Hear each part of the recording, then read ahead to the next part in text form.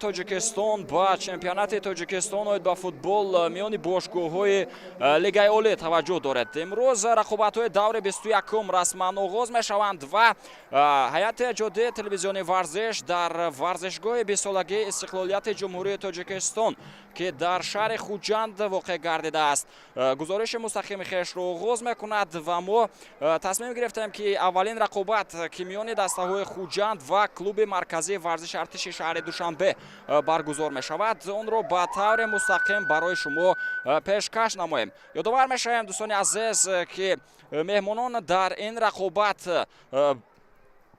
бо на он қадар умури хуб ворид мешаванд. Бояд ёдовар шуд ки шогирдони Тоҳирҷон Муъминов дар 5 рақобати охири хеш ҳамагӣ 2 имтиёз ба даст оварданд ва охирин рақобатеро ки артишиҳо доир карданд дар майдони хонагии худ дар варзишгоҳи вазорати мудофиа, он мусовӣ 3 гол ба интиҳо расид. Бояд қайд кард ки дастаи шаҳри Душанбе дар он рақобат имконияти беҳтарини ғалабаро дошт бар бонкдорон.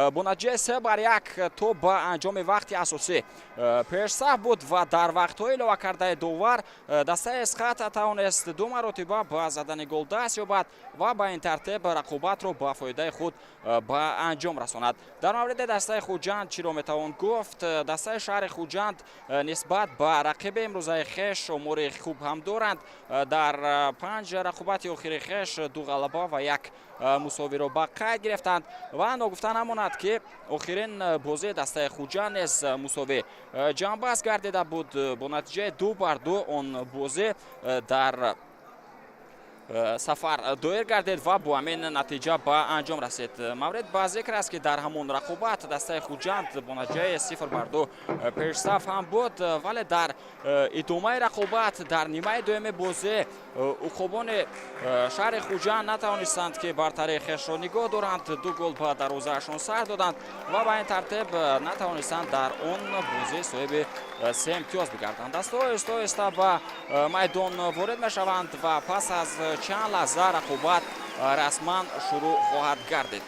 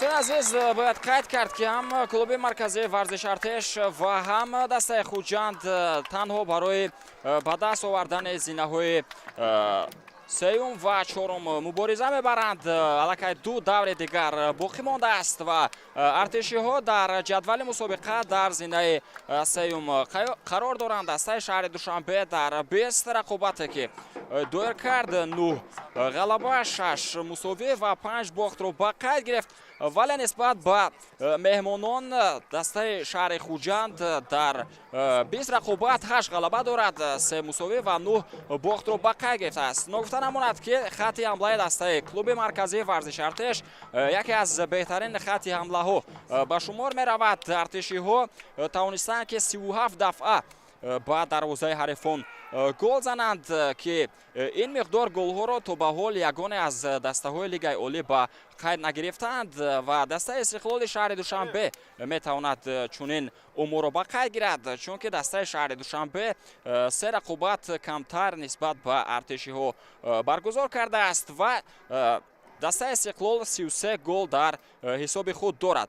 دسته شهر خوجند باشد تا به حال 23 گل زده است با دروازه رقیبان، ولی شماره گل های زده دسته شهر خوجند نسبت به گل های که آنها با دروازه خویش سر دادند 2 گل کمتر است، یعنی 25 دفعه دسته شهر خوجند با دروازه خویش گل سر داده است. ارتشی ها باشد 23 دفعه با دروازه خویش گل سر دادند و اگر با امور آخر رقابت های کلوب مرکزی ورزش ارتش نظر افکنیم، آنها در این بازی آنقدر شانس غلبه را ندارند، چون که دسته شهر خوجند در میدان خویش همیشه رقابت کلان دیگر را برای مخلصان نشان میدهد و تلاش میکند که در ورزشگاه 20 سالگی استقلالیت جمهوری تاجیکستان با گرفتن امتیاز دست یابد و غلبه هم کند.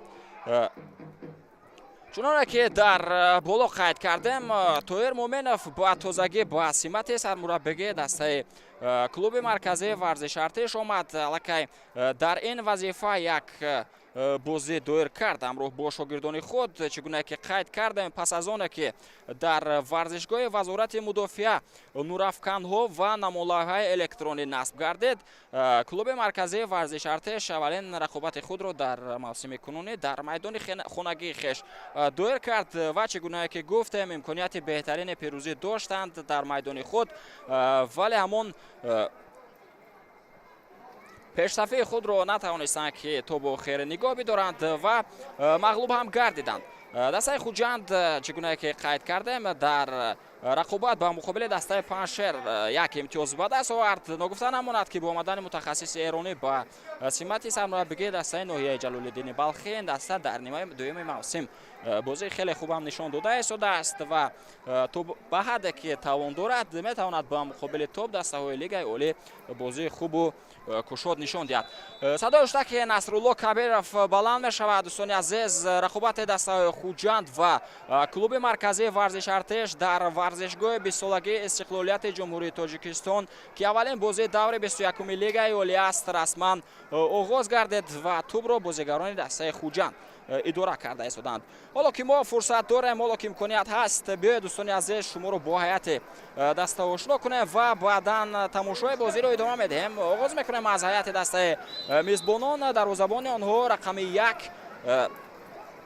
نیکیتا ژیمو است، آنهایی که در خط دفاع نمایی میکنند از چپ به راست. رقم 5 فردوس عبدالسلیمов، رقم 6 کاپیتان دسته دوران جان ارگاشف است، رقم 91 اصیل جان بگیم قولов و رقم 2 دفاعگر که در کنار راست خط دفاع دسته خوجند هنرنمایی میکند فخرالدین احتمов با حساب میرود. بازیگران خط نیم حافظه از چپ به راست، رقم 7 گریگوری میناسیان، رقم 8 شهباز نوردینов، رقم 14 علیشیر شکورов و رقم 27 یوگنی ترزی با شمار می رود. بازیگران خطی حمله باشد، رقم 20 دلیر شریپov و رقم 9 بویرجان سنگین بویف با حساب می رود. یک امکانیت خوب برای بازیگران ارتش پیدا می شود. از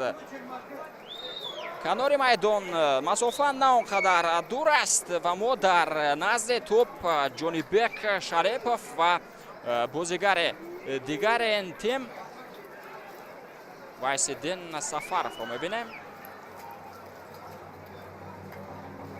وایسیدین سفرف اصلا تجربه زدن چون ضربه های خوب از این موقع های میدان رو دارد. امکانیت برای جنگاتن بود و وضعیت برطرف کرده. اولین هجوم خطرناک بازیگران دسته ارتش یعنی مهمانان به نتیجه به انتها میرسد و میتوانیم محصول هجوم دسته خوجند رو نیز ببینیم، ولی با جان سنگین بویف تا با آخر نتوانست هجوم دسته میزبانان رو ادامه دهد. میگذاریم با معرفی هیئت اولیه دسته کلوب مرکزی ورزش ارتش. نگفته نماند دوستان عزیز سرمربی دسته خوجند الکساندر کریستینن با حساب میرود. دروازه‌بان دسته کلوب مرکزی ورزش ارتش پرنس کوبلا است. دفاعگران از چپ راست رقم 22 اسرائیل خولف، رقم 10 جرارد باکیند بلانگ، رقم 4 کامران میرزاخان و رقم 20 کامران ابراهیموف با شمار می رود. یادآور میشم که کامران ابراهیموف دفاعگر کنار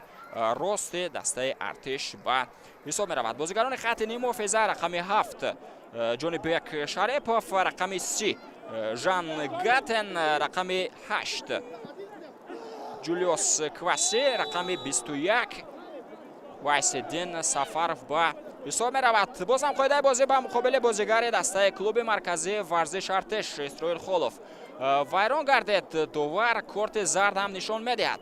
شهباز نوردینوف با کارت زرد جزا می گیرد و هنوز در دقیقه چهارم رقابت نصرالله کبیرف از جای خود کارت زرد برآورد و در آغاز رقابت بازیگران دسته خوجند آگاهی می گیرند. دو حمله‌گر است در هیئت کلوب مرکزی ورزش ارتش، رقم 5 دانیل کویکو و رقم 18 بهترین نشانزن دسته کلوب مرکزی ورزش ارتش در موسم کنونی که در روی خط بهترین نشانزن‌ها نیز در موقع دوم قرار دارد. عبدالخلیل بارونوف با حساب می‌رود. سرمربی دسته مهمانان چگونه که در بالا قید کردم طاهرجان مومنوف با حساب می‌رود. دوباره رقابت نصرالله کبیرف رفری فیفا است از شهر نورک با او از کنارها اکمال بوریف از شهر ترسونزاده و خسرو صدیقزاد از شهر دوشنبه کمک کرده ایستادند. دوباره چهارم بختیار کومیلف از شهر کلوب است. در حجره ور باشد امیرجان خورکشف از شهر دوشنبه و دلشاد رحمانو از ناحیه رودکی فعالیت کرده ایستادند. کمیسر رقابت عثمان برهانوف از شهر دوشنبه و ناظر بازی امید رحیموف از شهر باختر می باشد. فردوس عظیمزاده هستم که کوشش میکنم این رقابت رو تا به آخر برای شما شرح و توضیح دهم. توجه میکنم با هجوم دسته خوجند امکانیت ادامه دادن هجوم بود ولی دلیر شریپوف موفق نگردید تا توپ را تا به آخر در اداره بازیگران دسته خوجند باقی ماند و از این خاطر جانبک شریپوف است کنار میدان دیگر باره اون رو با رقابت وارد میکند. جانبک شریپوف بازیگر بود که در رقابت قبلی کلوب مرکزی ورزش ارتش در بازی با مقابل دسته اسخطن است هنرنمای خوب نشان داد و در این بازی نیست چگونه که مشاهده می شود در هیئت اولیه دسته ارتشی ها جایگیر گردیده است.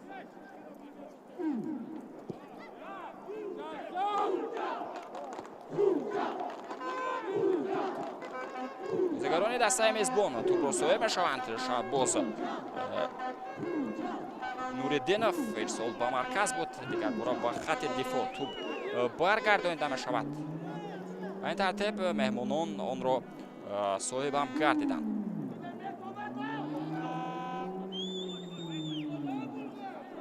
پس با خط حمله بود دانیل کویکو با توپ نرسید.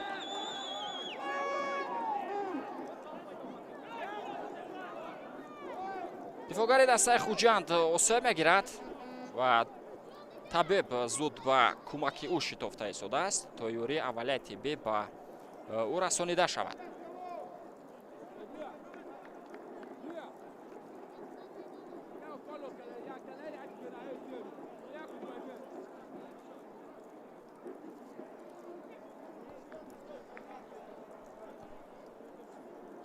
چگونه که در بالا قید کردم کلوب مرکزی ورزش ارتش رقابت قبلی خیش رو جالب و سرگل با анҷом расонида буд. 3-3 он рақобат ҷанбаст гардид. саҳнаи такрори ҳамон ҳолате ки дифогари дастаи Хуҷанд Фахреддин Аҳтамов аз пой афтонида мешавад аз ҷониби Жангатен ба мо шумо нишон дода мешавад.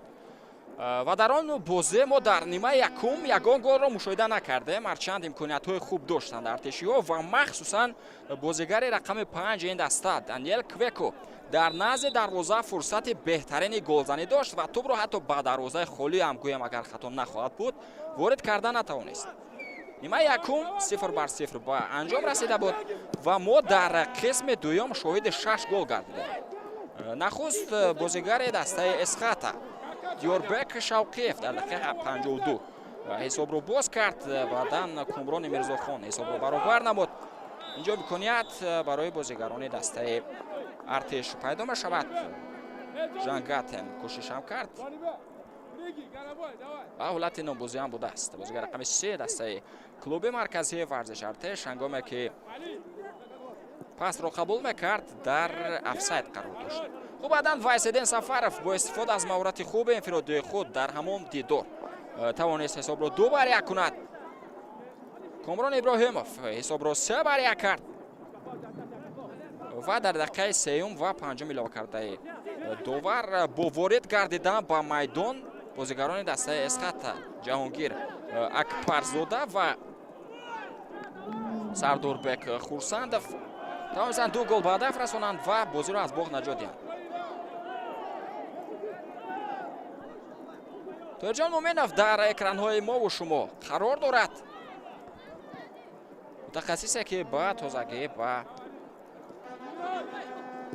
симати сармураббигии дастаи клуби марказии варзиш артиш омад. бозигарони дастаи Хуҷанд тӯбро дар идораи хеш мегиранд. Шаҳбоз Нуриддинов ирсол ба маркази майдон буд ва ба ин тартиб меҳмонон онро соҳиб гардиданд. Исроил Холов ирсол ба самти Жангатен тӯбро дар назди пӯи хеш нигоҳ дошта натавонист. новбавари дастаи клуби марказии варзиш артиш. дӯстони азиз, ёдовар мешавем ки тарҳи ҷойгиршавии бозигарони ҳар ду тими ахила аст, яъне 4-4-2 дар хатти ҳамлаи дастаи Хуҷанд. Боирҷон Сангинбоев ҳамроҳ бо Далер Шарипов ҳунарнамоӣ карда истоданд. дар хатти ҳамлаи клуби марказии варзиш артиш бошад Даниэл Квеко ва Абдухалил Боронов. ҳунарнамоӣ доранд. инҷо қареб буд ки бозигари дастаи Хуҷанд Далер Шарипов тӯбро мегирифт, вале Принс Кобла дар мавқеи худ устувор аст ва ин гуна вазъиятҳоро метавонад ба осонӣ бартараф намояд.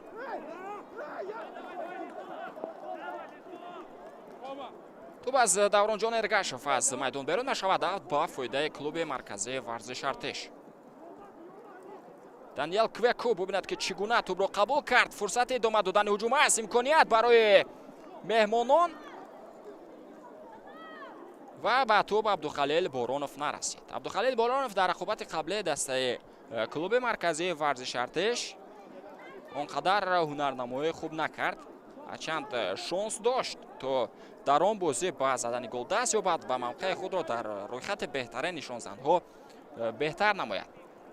вале мо аз ҷониби ӯ на он қадар ҳунарнамоии хубу ҷолибро мушоҳида кардем. бозам бозигари дастаи Хуҷанд аз пой меафтад Григорий Минасян. дар оғози рақобат иштибоҳҳо хеле зиёд ба амал омада истоданд. Ҷонибек Шарипов инҷо ба муқобили бозигари дастаи Хуҷанд ба пойдасти тез ироҳ дод. аллакай 4-2 аст шумораи қоидавайронкуниҳо дар дақиқаи 11 рақобат. хеле эҳтиёткорона бозӣ карда истоданд ҳар ду тим.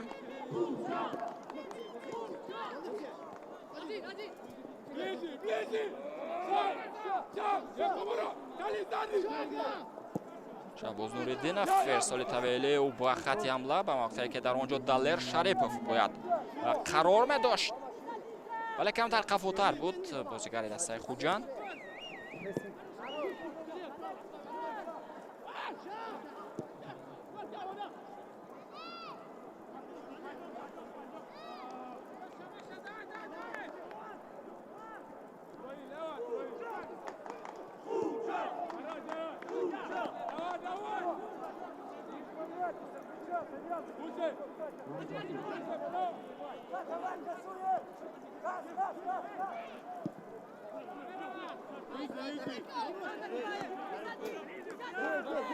дар рақобати қаблии худ дастаи Хуҷанд бошад, чӣ гуна ки қайд кардем, ба муқобили дастаи Паншери ноҳияи Ҷалолиддини Балхӣ бозӣ кард. Дар нимаи якум ҳисоб 0-2 ба нафи Уқобон буд. Игор Вукчевич ва Далер Шарипов муаллифони гол гардиданд. Аллакай дар дақиқаи 40 ҳисоб боз гардид ва бо гузории 4 дақиқа Шарипов ҳисобро 0-2 намуд. бо ҳамин ҳисоб нимаи якум ҷамъбаст мешавад. Дар нимаи дуюм бошад дар дақиқаи 60 Равшан Азизов дастаи Паншерро ба бозӣ баргардонид ва баъдан дар дақиқаи 83 Аббос Андалебов тавонист голи дуюми дастаи Паншерро ба ҳадаф бирасонад. дар идома ҳарчанд кӯшишҳо буданд аз ҷониби дастаи шаҳри Хуҷанд то ба яке аз аутсайдерони мусобиқа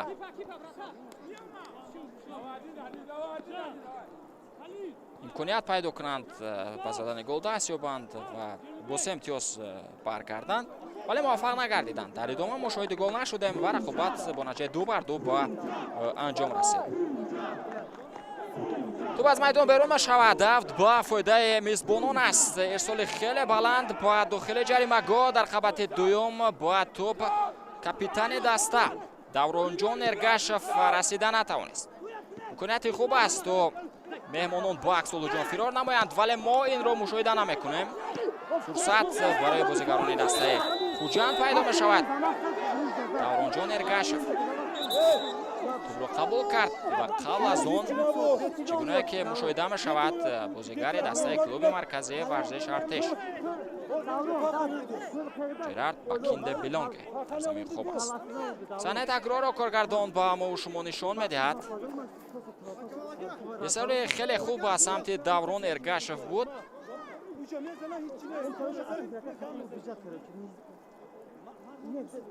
боз як қоидавайронкунии дигар.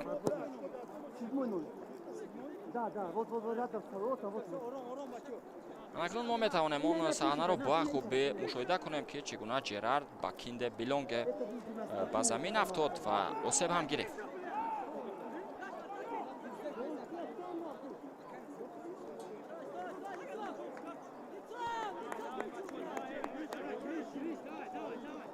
Григорий Минасян бо корти зард ҷазо дода мешавад.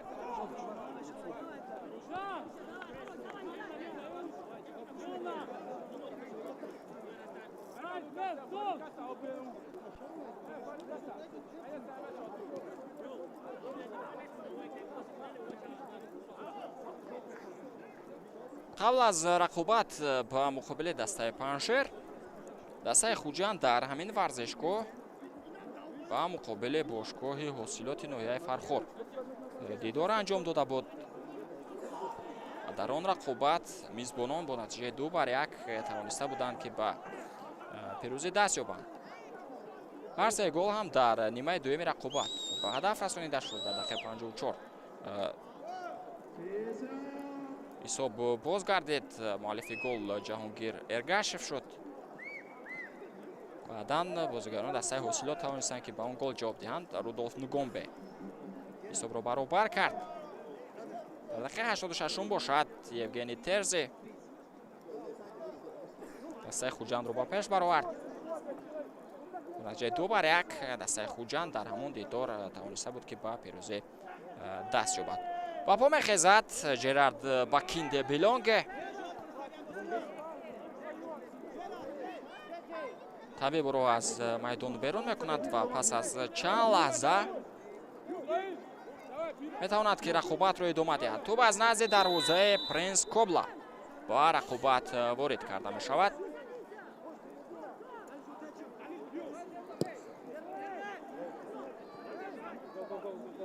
Шангатен талош кард, вале тӯбро соҳиб гардида натавонист. Даврон Эргашев ирсоли ӯ ба Асилҷон Бегимқулов дигар бора ба Эргашев. тӯб баргардонида мешавад. аз канори чапи майдон бозигарони дастаи Хуҷанд мехоҳанд ҳуҷумро идома диҳанд. Боирҷон Сангинбоев ирсоли ӯ ба дохили ҷаримагоҳ буд ва тӯбро бо расеш ба бозигари клуби марказии варзиши артеш самти ҳаракати худро тағйир дод. акнун метавонем ба аксулҳуҷуми дастаи клуби марказии варзиши артеш таваҷҷӯҳ кунем. дӯстони азиз, Даниэл Квеко муваффақ нашуд. беҳтарин имконият буд барои бозигари рақами 5 дастаи артеш. ва ин бозингар на он қадар дар ҳолати хуби варзишӣ қарор дорад ва новобаста ба ин сармураббии даста ӯро дар ҳайати аввалия ба бозӣ ворид мекунад.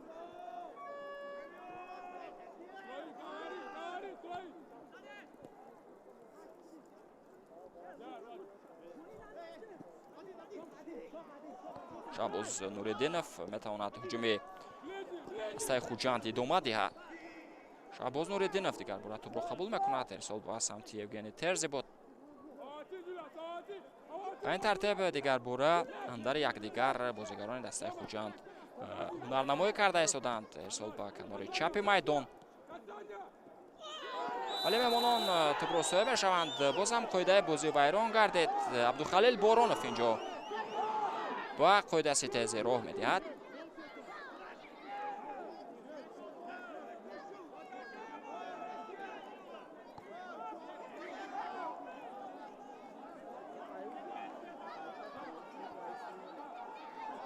фирдавс Абдусалимов аз поя афтонида шуд.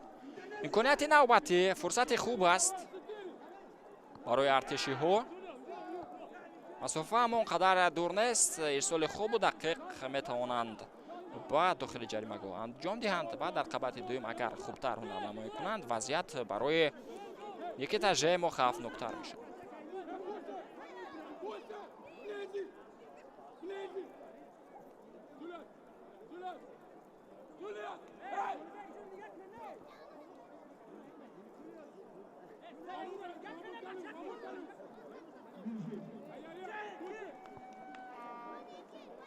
дақиқаи 19 рақобат аст ва мо ягон зарбаи қавию мустаҳкаме ки наздик ба гол бошад аз ҷониби ҳар ду тим мушоҳида накардем. фурсат барои бозигарони дастаи хуҷанд пайдо мешавад аз зарбаи ҷаримавӣ.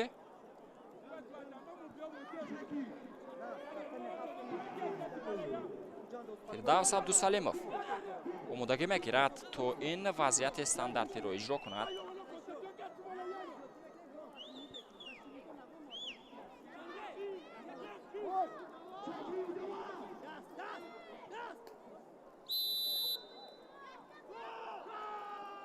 бо бозигузори ин ҳолат анҷом дода шуд. ирсоли Фирдавс Абдусалимов ба Алишер Шукуров буд.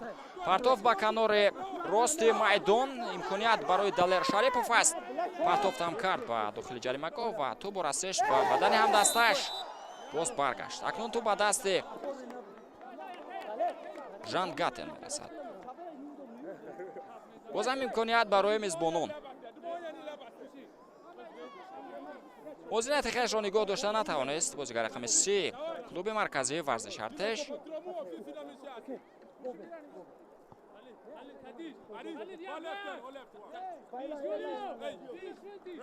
бозам имконияти хуб барои бозигарони дастаи хуҷанд. аллакай мизбонон ин гуна фурсат доштанд қабл аз ин, вале онро на он қадар хуб истифода карданд. Фирдавс Абдусалимов боз дар назди тӯб қарор дорад. боз ҳам бозигари рақами 5 дастаи хуҷанд тӯбро ба дохили ҷаримагоҳ ирсол мекунад. партофти Абдусалимов ба дохили ҷаримагоҳ дар қабати дуюм бозигарони дастаи меҳмон хубтар ҳунарнамоӣ карданд. Фахриддин Ахтамов аз авт тӯбро ба бозӣ ворид кард. дигар бора ба Ахтамов тӯб баргардонида шуд. Жан Гатен дар ин рақобат яке аз бозигарони фаъоли дастаи артишиҳо то ба ин дақиқаҳо ҳам ҳаст, вале ба Ҷулиус Кваси имконият надоданд то ҳуҷуми меҳмононро идома диҳад.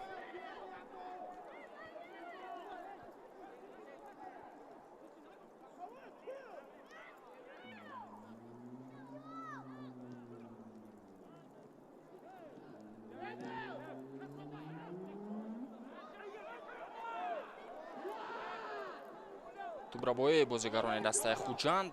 партофти хеле хуб ва хатти ҳамла аст ба самти Далер Шарипов, вале суръати ҳаракати тӯб хеле тез буд. аз ин хотир бозигари рақами 20 дастаи хуҷанд натавонист ки тӯбро бигирад ва боз ҳам Далел Шарипов аст. пой меафтад. боз ҳам имконият барои бозигарони дастаи Хуҷанд. ин анакай дар чанд дақиқаи охир сеюмин фурсат аст аз зарбаи ҷаримавӣ ва корти зард ҳам ба Ҷерард Бакинде Билонге нишон дода шуд.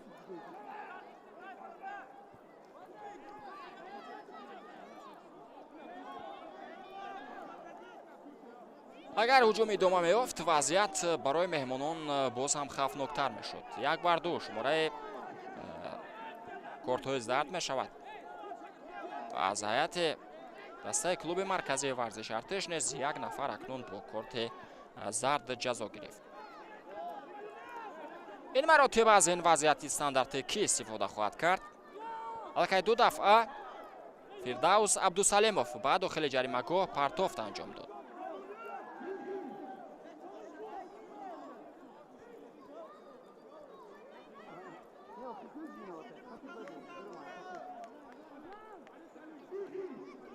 Алишер Шукуров ва Буирҷон Сангинбоев дар назди тӯб қарор доранд. бо эҳтимоли зиёд Шукуров ин ҳолатро иҷро хоҳад кард. тӯбро аз зарбаи ҷаримавӣ ба дохили ҷаримагоҳ партофт мекунад ва ё ба самти дарвоза зарба мезанад. пас аз садои уштаки Насрулло Кабиров мо мутаваҷҷеҳ хоҳем шуд. зарбаи Алишер Шукуров ба самти дарвоза ва наздик буд. бозигари рақами 14 дастаи Хуҷанд то тӯбро ба тури дарвозаи Принс Кобла равон кунад. вале ками дақиқият нарасид ба ин зарбае ки Шукуров анҷом медиҳад. дар сатҳи хуб анҷом дода шуд зарба, вале тӯб каме паҳлӯтар аз дарвоза ҳаракат кард ва аз майдон берун гардид.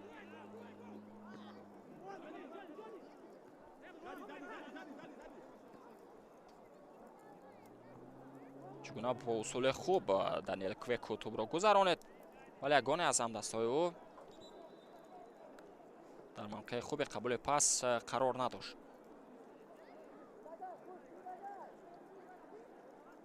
Ҷонибек Шарипов тӯбро аз афт ба бозӣ ворид мекунад.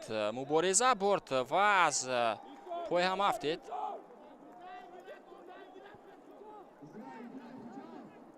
Даниэл Квеку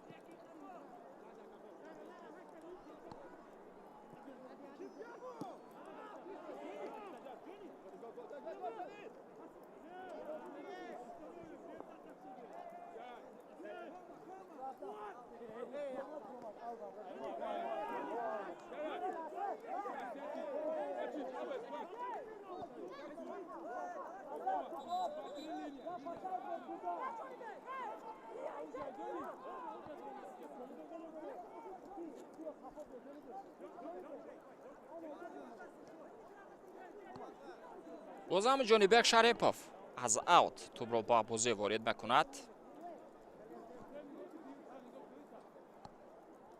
партофти баланди ба Даниэл Квеку.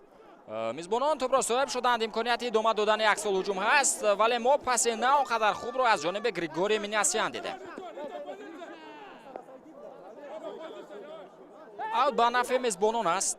Фахриддин Ахтамов паси ӯ ба Асилҷон Бегимқулов. Даврон Эргашев тӯбро мегирад. партофти баланди ӯ ба канори рости майдон ва моқеъе ки Фахриддин Ахтамов дар онҷо қарор дошт. бозам тӯб аз майдон берун мешавад. Фахриддин Ахтамов дар ҳуҷумҳои дастаи Хуҷанд саҳми хуб гузошта шудааст. ашан дифоъгар аст, вале мо ӯро бештар дар канори рости хатти ҳуҷум дида истодаем. Асилҷон Бегимқулов партофти ӯ ба дохили ҷаримагоҳ бо як ҷаҳиши хеле хуб Принс Кобла ин ҳолатро бартараф кард. як зарбаи дигар инҷо партофт ҳам буд ба самти Даниэл Квеку. ва бубинед ки Фахриддин Аҳтамов ба хатти дифоъ баргашт ва ин ҳолатро бартараф кард.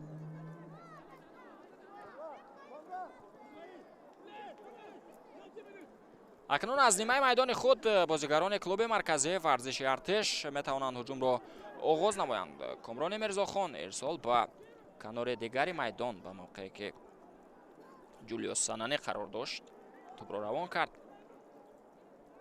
ва ба ин тартиб он аз майдон берун мешавад. Фирдавс Абдусалимов тӯбро ба бозӣ ворид кард.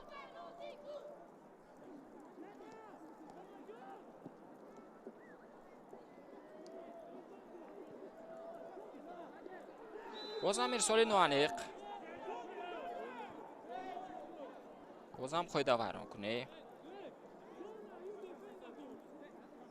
аз ҷониби бозигарони клуби марказии варзиши артеш ба қайд гирифта мешавад. Исроил Холов корти зарди навбатӣ ба ӯ нишон дода шуд. дар нимаи аввали рақобат кортҳои зард аллакай зиёдтар шуда истоданд.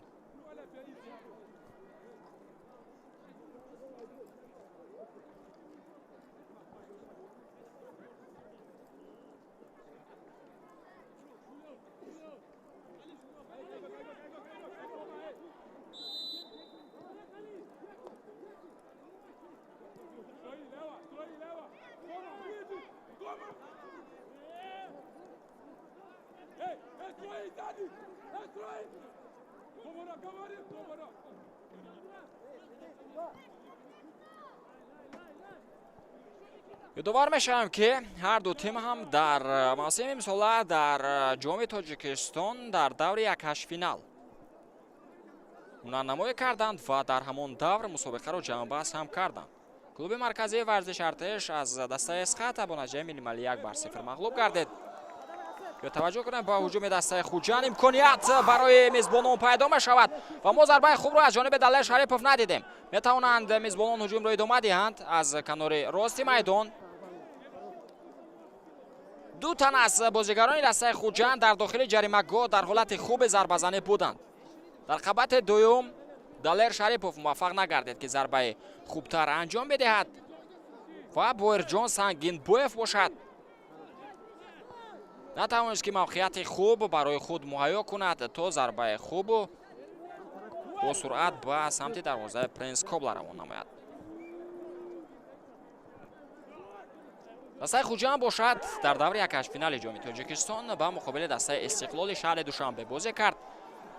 وقتی اساسی رقابت با نتیجه 1-1 جانباز گردید، یک امکانیت دیگر برای علیشیر شکورов پیدا گردید، ولی ضربه که بازیگر رقم 14 دسته خوجان انجام داد نه اونقدر دقیق بود با سمت چارچوبه دروازه. وقتی اساسی آن رقابت با نتیجه 1-1 جانباز گردید و در اجرایش سلسله ضربه‌های 11 متره با نتیجه 6-5 دسته استقلال توانست که خوجان را شکست دهد. بازم قاعده ویران کنی، ولی این مراتب میزبانان با قاعده ستیزی راه دادند.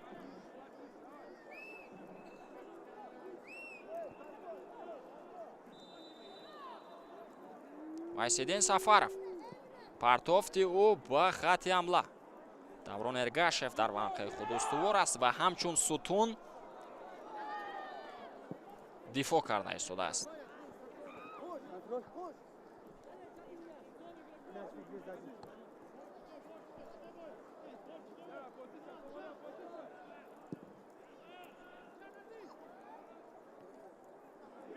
фурсат барои бозигарони клуби марказии варзиш артеш ва Даниэл Квекуро бубинед ки чӣ гуна ин имкониятро истифода карда наметавонад.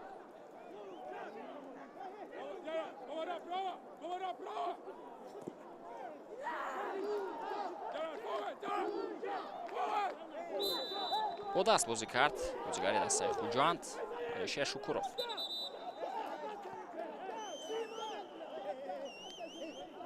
Джерард Бакинде Белонге мас ба муқобили ӯ қоидаи бозӣ вайрон кардед. такрори ҳамон имконияте ки барои Даниэл Квеку ба амал омад, коргардон ба мо шумо онро нишон медиҳад. чӣ гуна имконияти хуб буд барои меҳмонон то ҳисоб боз гардад. ولی از این گونه امکانیت‌های بهترین بازیگر رقم 5 کلوب مرکزی ورزش ارتش استفاده کرده نتوانست.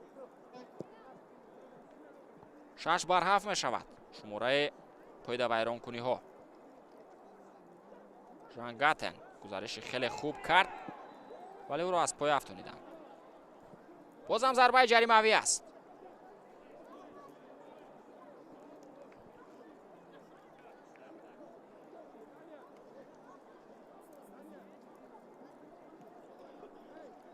ژان گاتن را شهباز نوردینов از پای افتانیده است.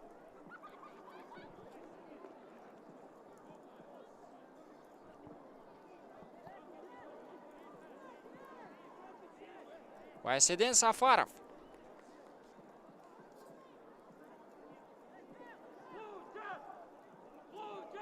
را با جانیبک شریپов در نزد توپ هستند.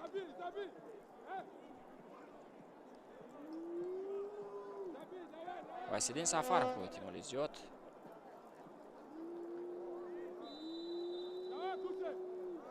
دو ضربه میزند بازیگر رقم 21 کلوب مرکزی ورزش ارتش و توپ با رسش به دیوار دفاعی باز برگشت.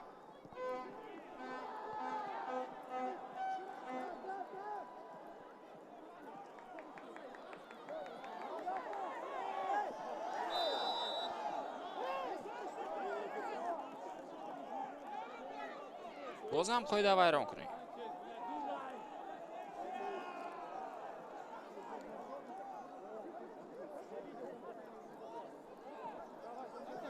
دستای خوجند اصلا موسم را نه اونقدر خوب آغاز کرد دوستان عزیز، هرچند در دایره رقابت‌های دور اول رقیب این دسته یکی از باشگاه‌های قوی لیگای اولی دسته استقلال بود. در اون رقابت دسته خوجند در سفر از استقلال با نتیجه 1-0 مغلوب گردید و در دوره بازی‌های دور دوم نیز از دسته وخش با نتیجه 2-1 شکست خورد و از دسته روشن باشد 4-1 مغلوب گردید. 3 باخت پی هم در آغاز موسم. این البته بازیگران دسته را راه افتاده هم کرد، ولی از دور چهارم رقابت ها سر کرده دسته خوجند توانست بازی خویش را بهتر نماید و در 3 رقابت پی هم به پیروزی دست یابد. دسته روشن را شکست داد، اسخط را مغلوب کرد و در رقابت به مقابل دسته هولبورگ نیز در سفر با نتیجه 2-1 پیروز گردید. بعدا رقابت خود را با دسته برقچی مساوی جنببست کرد و در بازی به مقابل دسته رگر تدز نیز در میدان خود با نتیجه 1-0 توانست به پیروزی دست یابد.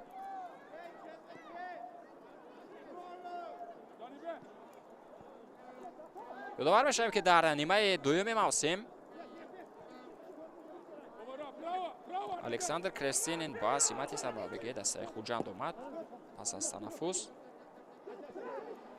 و دسته در جام تاجیکستان چگونه که قید کردیم بازی نه اونقدر خوب نشان داد، از مسابقه خارج گردید.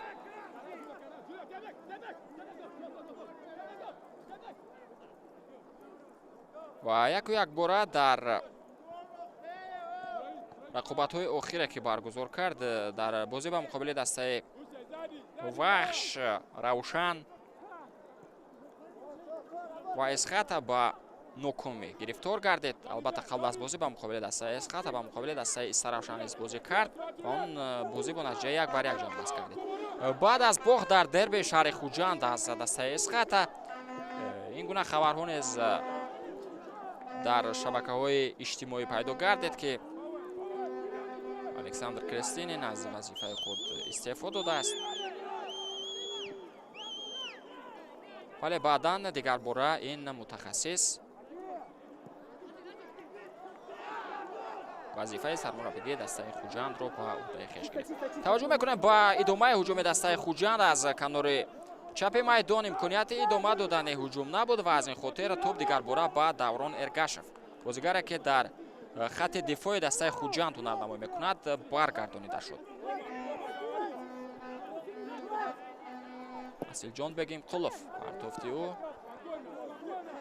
سمت دلر شریپов بود. برجان سنگین بویف پس با علیشیر شکورов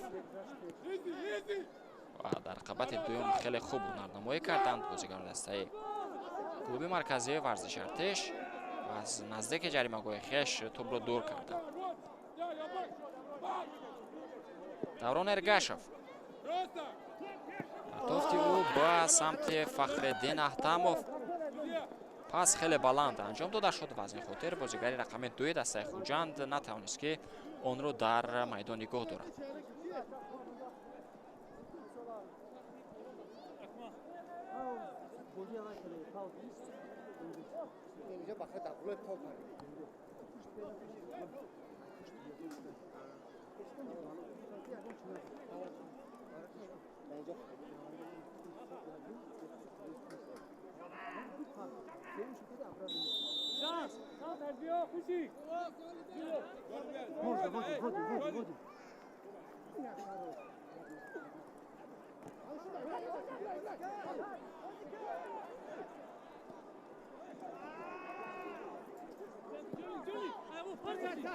و فرق از دسته خوجند کلوب مرکزی ورزش ارتش موسم را خیلی خوب آغاز کرد.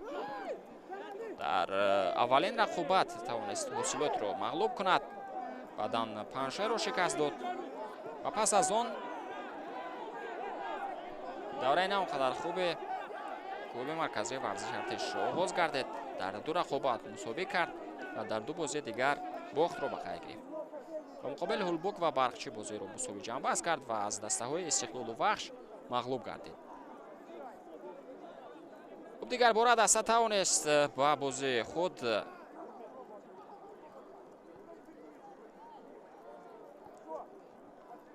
توجه نموده آن را بهتر نماید. در 6 رقابت پای هم با غلبه دست یافت. سرافشان را مغلوب کرد، اسخط را شکست داد، خوجند را مغلوب کرد، حاصلات را مغلوب کرد.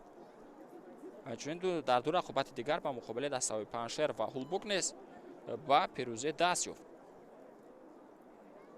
و بعداً باز نتیجه های کلوب مرکزی ورزش ارتش نه اونقدر خوب گردیدند. در 4 رقابت 2 امتیاز به دست آورد. در بازی با مقابل دسته برقچی بازی را مساوی کرد. در رقابت با مقابل دسته استقلال هرچند یک بازی جالب هم بود، آن رقابت مساوی جنبست گردید با نتیجه 3-3.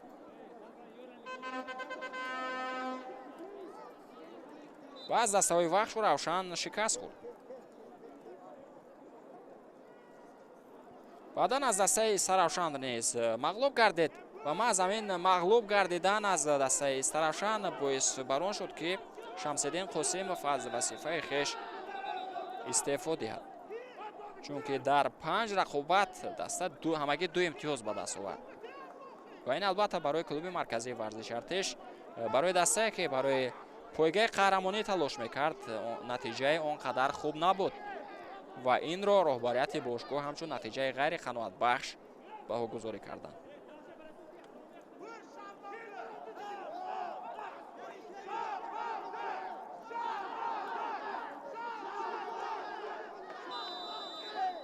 و بعدا تحت سرمربیگی تویرجان مومینوف و مقابل دسته اسکات هنرنمایی کرد دسته ارتش و آن رقابت با نتیجه 3-3 جمع بست کرد. یادآور میشیم که دسته اسکات را در میدان دسته اسکات کلوب مرکزی ورزش ارتش در مرحله اول مسابقه در دایره بازی‌های دور نهم با نتیجه 0-2 مغلوب کرده بود.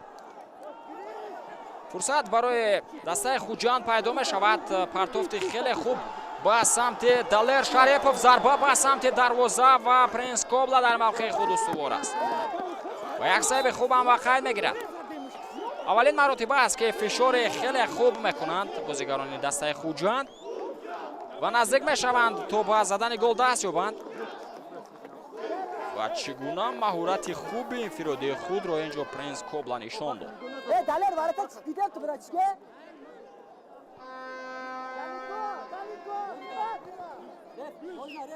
تغییرات اجباری اساسانی عزیز بنابر سبب که ژان گاتن осеб гирифта аз майдон гирифта шуд ва акнун дар мавқеи ӯ Лукас Кевин бозиро идома медиҳад. Он нафаре ки таҳти рақами 19 дар намоӣ мекунад ҳамлагар аст.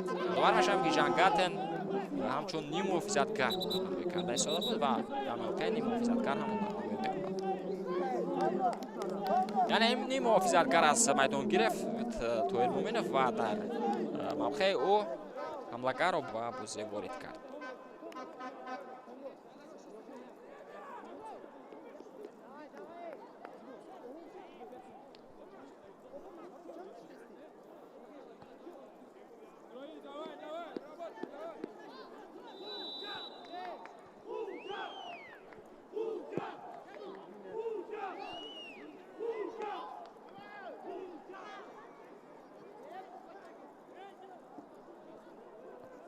паси Даврон Эргашев ба Никита Жаймо. Фахреддин Аҳтамов.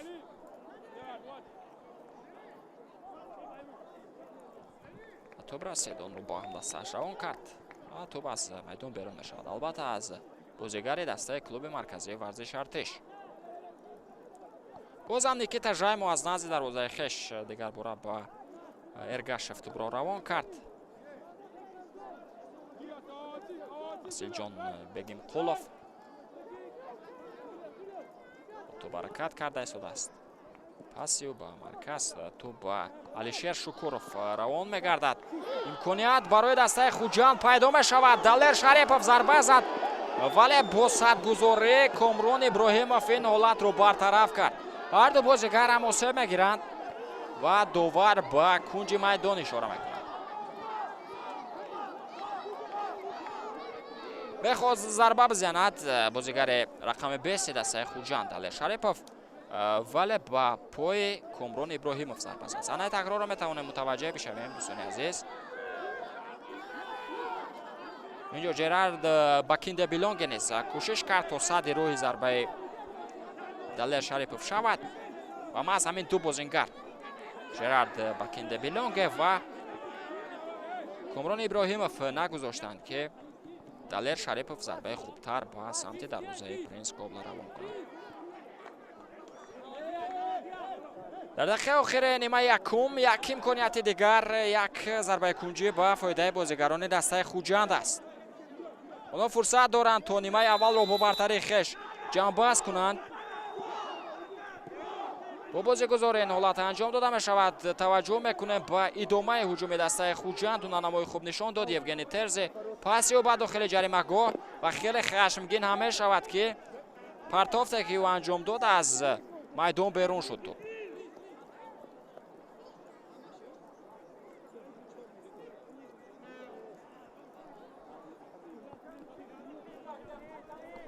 Принс Кобла як имконияти беҳтарини дастаи Хуҷандро бартараф кард ва як сейви хеле муҳим дар ин бозӣ ба қайд гирифт.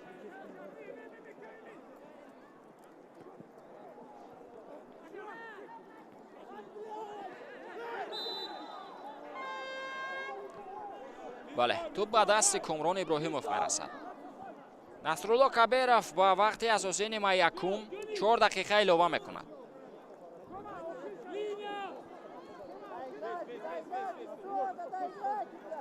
ин гуна имкониятҳо, ин гуна вазъиятҳо аз зарбаи ҷаримавӣ ба нафъи ҳарду тим ҳам буд дар ин рақобат ва бозигарони ҳарду тим ҳам шонсҳои зиёд доштанд.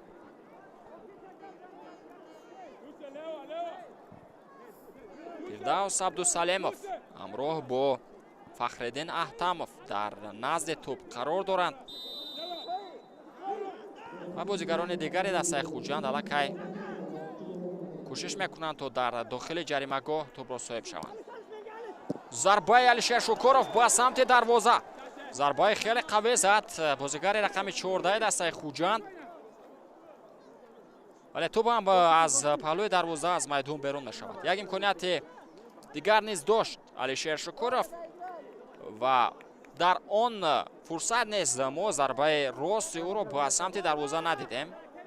ҳарчанд зарба анҷом дод, вале тӯб аз паҳлӯи дарвоза ҳаракат кард ва аз майдон берун гардид.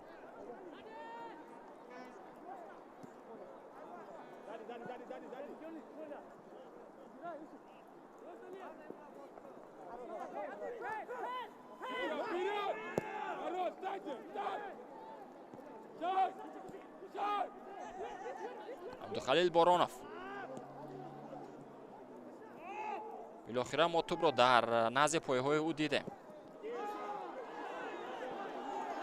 ирсол бо аз самти Далер Шарипов ва ин ҷо Жерард ва Кинде Билонге маҷбур мешавад то тӯбро зада аз майдон берун кунад. як имконияти дигар барои мизбонон.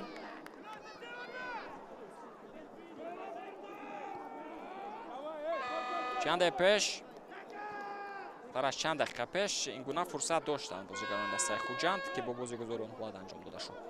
Абдухалил Боронов бо корти зар ҷазо мегирад.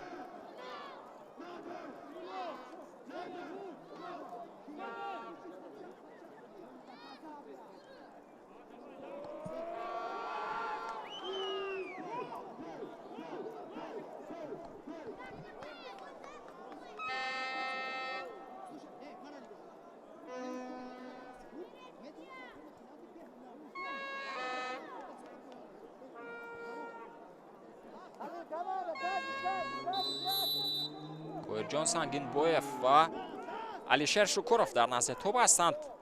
бо эҳтимоли зиёд Сангинбоев тӯбро ба дохили ҷаримагоҳ равон менамояд. имконият барои дастаи Хуҷанд ва боз тӯб аз майдон берун мешавад.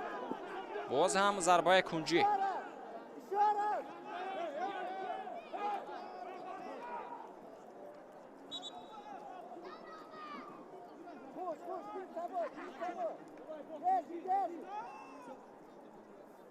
дақиқаи охир илова кардаи довар ҷараён дорад.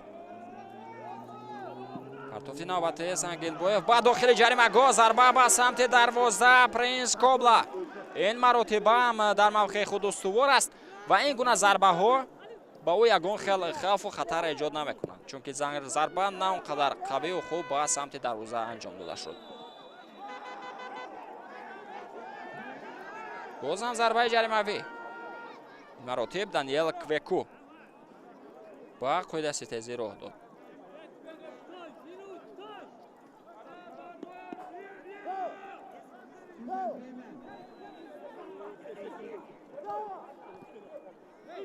Даврон Эргашев паси ӯ ба Асилҷон Бегимқулев.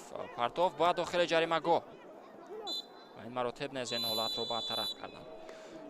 ба ин тартиб садои ҳуштаки Насрулло Кабиров баланд мешавад. дӯстони азиз, нимаи якуми рақобат миёни дастаҳои Хуҷанд ва клуби марказии варзиши Артиш 0-0 ба анҷом расид. дастаҳо на он қадар бозии хубу ҳуҷумкорро барои мо ва шумо нишон доданд.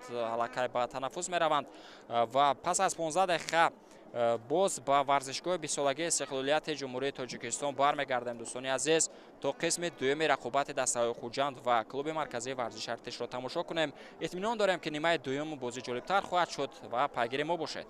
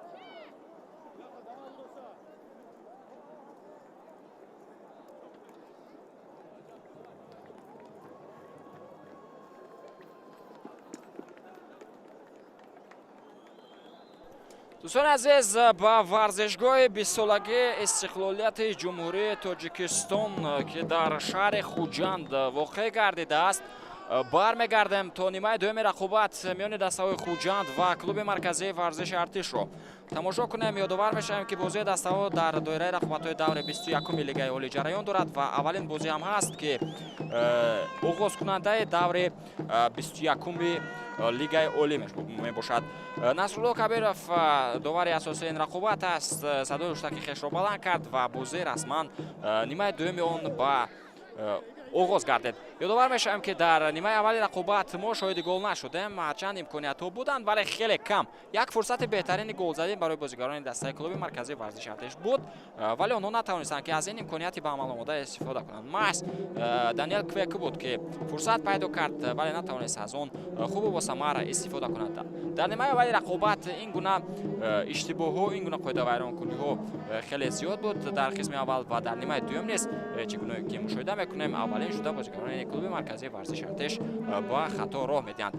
فرصت است که شما رو با هیئت دسته آشنا کنیم. دوستان عزیز، در هیئت هر دو تیم هم در آغاز نیمه دوم رقابت تغییرات بود. آغاز میکنیم از هیئت دسته کلوب مرکزی ورزش ارتش. در زبان آنها رقم 1 پرنس کوبل است، بازیگران دیگر رقم 4 کامران میرزاخان، رقم 10 جرارد باکینده بیلونگ، رقم 20 کامران ابراهیموف، رقم 22 اسرائیل خالف، رقم 21 وایسیدین سفارов، رقم 7 جانبک شریپов، رقم 8 جولیوس کواسی، رقم 30 ژان گاتن، رقم 18 عبدالخلیل بارانов و رقم 33 فرانسوا اننگوه. سرمربی دسته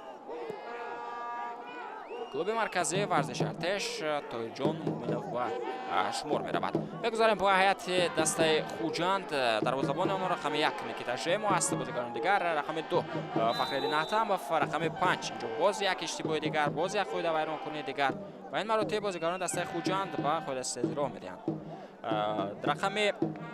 تحت رقم 2 گفتیم در هیئت دسته خوجند فخرالدین احتمov نام میکند، رقم 5 فردوس عبدالسلیمov، رقم 6 دوران جان ارگشف که او کاپیتان دسته هم است، رقم 91 اصیل جان بیگم قولف، رقم 14 علیشیر شکورov، رقم 27 یگین ترزی، رقم 8 شهباز نوردینov، رقم 62 جهانگیر ارگشف، رقم 9 جان سنگین بویف و رقم 20 دلیر شریپov می باشد. سرمربی دسته خوجند الکساندر کرستینین با حساب می رود. بیاید با هیئت داوران هم شما رو آشنا کنم. دوستان عزیز، چگونه که در بالا قید کردیم داور این بازی رفری فیفا نصرالله کبیرov با حساب می رود که او از شهر نورک است. با او از کنارها اکمل بوریف از شهر ترسونزاده و خسرو صدیقزاده از شهر دوشنبه کمک می کنند. داور چهارم بختیار کمیلوف از شهر کولوب می باشد. در حجره ور باشد امیرجان خورکشف و دلشده رحمونова کار کرده ایستادند. کمیسر رقابت عثمان برهانوف از شهر دوشنبه است. ناظر بازی امید رحیموف از شهر باختر. شاعره رقابت فردوس عظیمزاده هستند. акнун ба идомаи рақобат таваҷҷӯҳ мекунем дӯстони азиз. Бозигарони дастаи Хуҷанд дар ҳуҷум ҳастанд. Фирдавс Абдусалимов бо тӯб ҳаракат кард, онро ба Алишер Шукуров равон намуд. Пас ба самти капитани даста Даврон Эргашев. Евгений Терзе тӯбро соҳиб мешавад, ба Эргашев тӯбро баргардонед ва ба ин тартиб бозигузориро бозигарони дастаи Хуҷанд идома дода истоданд. Имконият барои Далер Шарипов пайдо гардед. тӯб дигарбора ба Хаффоф аз самти Фирдавс Абдусалимов равон гардед. дар дохили ҷаримагоҳ кӯшиш кард тӯбро бигирад Евгений Терзе. давар ба кунҷи майдон ишора мекунад. зарбаи кунҷӣ дар нимаи дуюми рақобат. аввалин зарбаи кунҷӣ аст, онам ба фоидаи бозигарони дастаи Хуҷанд.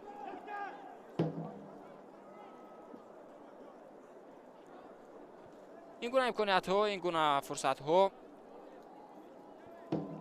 дар нимаи аввали рақобат барои бозигарони дастаи Хуҷанд сето буд ки мо дар онҳо голро мушоҳида накардем ва мебинем ки ин фурсат бо чӣ ба анҷом мерасад. Партов ба дохили ҷаримагоҳ, дигар бора он ба дохили ҷаримагоҳ ирсол гардид ба мавқеъе ки дар онҷо Давронҷон Эргашев қарор дошт ва ба ин тартиб ҳуҷум каме ҳам бошад бартараф мешавад, вале мо мавҷи нави онро метавонем мутаваҷҷеҳ шавем. Бозам Партов буд ба дохили ҷаримагоҳ аз ҷониби Евгений Терзе. як фурсати дигар ва Асилҷон Бекимқулов аз пои Афтин. акнун таваҷҷӯҳ мекунем ба аксулҳуҷуми дастаи клуби марказии варзиши Артеш. Лукас Кевин ва ҳуҷум қатъ мешавад. агар ба омори нимаи якум назар афканем дӯстони азиз, 60% вақт тӯб дар идораи бозигарони дастаи Хуҷанд буд ки чӣ гуна ки қайд кардем сето зарбаи кунҷӣ ҳам доштанд хобон ва 6 дафъа тавонистанд ки ба самти дарвозаи клуби марказии варзиши Артеш зарба бизананд ки дутои он рост ба самти дарвоза буд. албатта меҳмонон низ фурсат доштанд, фурсати зарбазанӣ. албатта 4 дафъа зарба анҷом доданд, вале ягон тои он рост ба ҷониби дарвозаи Никита Жеймона буд. агар ба шумораи қоидавайронкуниҳо назар афканем, 8 дафъа мизбонон ва 10 дафъа бозигарони клуби марказии варзиши Артеш ба қоида ситезиро доданд. дар умум 18 қоидавайронкунӣ ба қайд гирифт шуд. як ҳолати нобозӣ аз ҷониби бозигарони клуби марказии варзиши Артеш ба қайд гирифта шуд ва шумораи кортҳои зард низ дар нимаи аввал зиёд ҳам буданд. гӯям агар хато нахоҳад буд 5 корти зард Насрулло Кабиров дар нимаи аввал нишон дода шуд. нишон дод 2 то ба бозигарони дастаи Хуҷанд ва 3 то ба бозигарони дастаи клуби марказии варзиши Артеш. ва боз ҳам қоидавайронкунӣ бозигари дастаи клуби марказии варзиши Артеш капитани даста Комрони Мирзохон аз пой афтонида мешавад.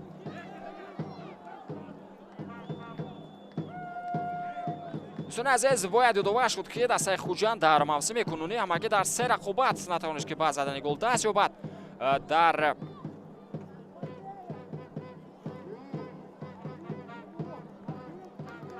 18 бозии дигар, аниқтараш дар 17 бозии дигар агар ин рақобатро ба инобат нагирем, тавонист ки ба дарвозаи ҳарифон гол занад. дар ин рақобат низ имконият доранд мизбонон. фурсати навбатӣ барои дастаи Хуҷанд пайдо мешавад. дар қабати дуюм кӯшиши зиёд ҳам кард Асилҷон Бекимқулов то зарба бизанад, вале муваффақ нагардид. дар кадом бозиҳо дастаи Хуҷанд гол назад. дар рақобат ба муқобили дастаи Регар Тадас, охирин бозе ки ин даста гол назад. дар рақобат ба муқобили дастаи Эсхата дар дерби шаҳри Хуҷанд ки он бозӣ бо натиҷаи 0-1 ба нафъи Бонгдорон ҷамъбаст гардид ва дар бозӣ даври аввали Лигаи Олӣ, дар бозӣ ба муқобили дастаи Истиқлол, дар он рақобат низ дастаи Хуҷанд бо натиҷаи 1-0 аз Истиқлол шикаст хӯрд.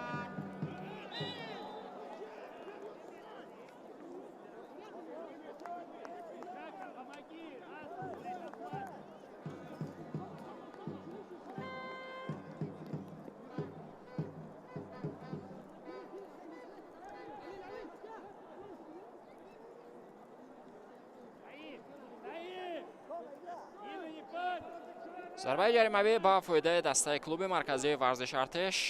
Комрони Мирзохон партов мекунад ба самти пеш.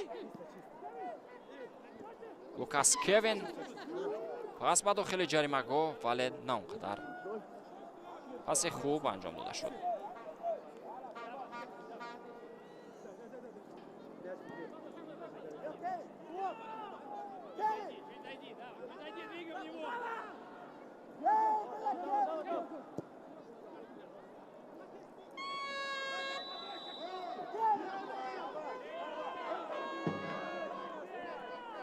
агар панҷ рақобати байни ҳамдигаре дастаҳо назар афканем, дӯстони азиз, дар дутоён клуби марказии варзиши артиш зафар ёфтааст. Дар якто дастаи Хуҷанд ва ду рақобати дигар мусовӣ ҷамъбаст кард. бозири охири байни ҳамдигари дастаҳо чӣ гуна ки дар боло қайд кардем, дар ҳамин мавсим сурат гирифта буд дар доираи бозиҳои даври даҳум, албатта дар марҳилаи аввали мусобиқа. натиҷаи 2-1 клуби марказии варзиши артиш дар он пирӯз гардида буд. фурсат барои дастаи Хуҷанд пайдо мешавад. ирсол ба дохили ҷаримагоҳ ҳам буд, вале Исроил Холов онро бартараф кард. метавонад ҳуҷуми дастаи Хуҷанд идома ёбад. Алишер Шукуров партов ба дохили ҷаримагоҳ ва боз ҳам Абдухалил Боронов ин ҳолатро бартараф кард. мавҷи нави ҳуҷуми дастаи Хуҷанд, партов ба дохили ҷаримагоҳ, боз ҳам меҳмонон муваффақ мешаванд ки ин вазъиятро бартараф кунанд. дар ҳамон бозӣ нахустин шуда бозигарони дастаи Хуҷанд ба дарвозаи хеш гол задоранд. Фирӯз Қараев дар дақиқаи 8 автоголро ба номи худ ба қайд гирифт. хуб, баъдан Абдухалил Боронов дар дақиқаи 52 ҳисобро 2-0 кард. Шон Пол Камолаф аз дастаи Хуҷанд тавонист ягона голи дастаи Хуҷандро ба ҳадаф расонад. бозигаре ки дар нимаи дуюми мавсим ба ҳайати дастаи Истиқлол рафт.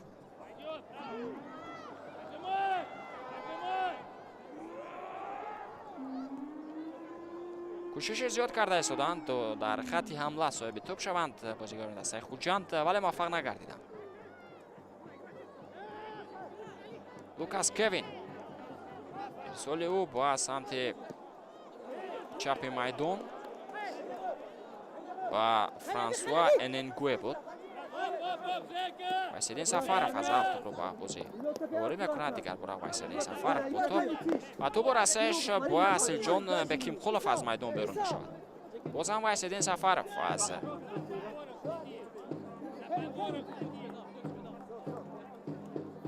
аут тӯбро ба рақобат ворид мекунад.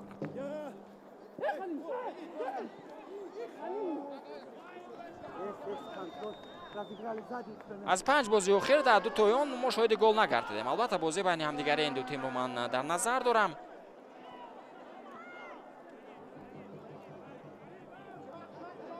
ва дар сетои дигар гол ба ҳадаф расонида шуд.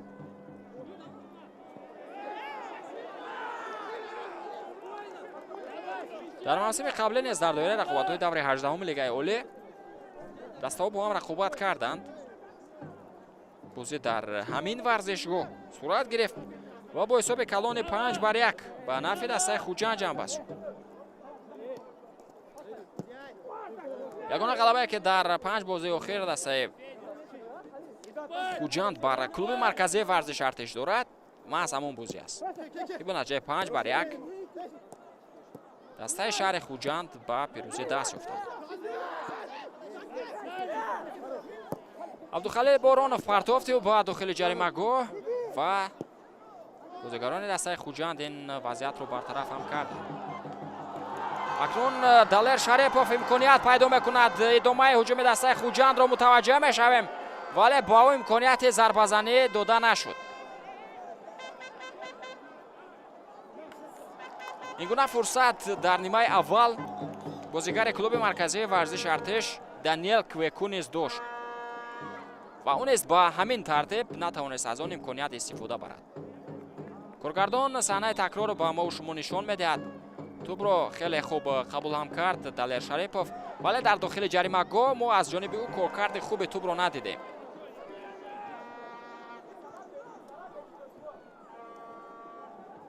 ва аввалин имконияти хавфноке ки дар нимаи дуюми бозӣ барои бозигарони дастаи Хуҷанд ба миён меояд, он бенатиҷа ба анҷом мерасад.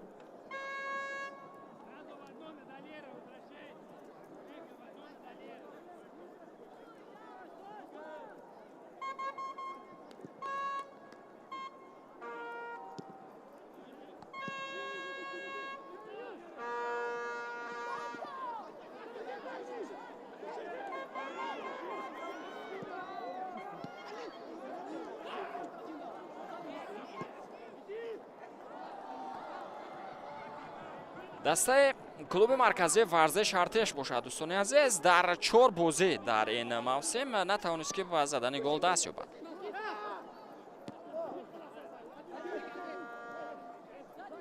дар бозӣ ба муқобили дастаи Равшан гол назад.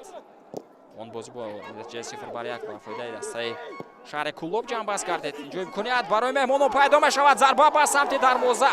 чӣ гуна аз имконияти беҳтарин истифода нагардид аз ҷониби Франсуа Эненгуэ. бозигаре ки дар нимаи дуюми рақобат ба бозӣ ворид гардид, наздик буд ки ҳисобро кушояд.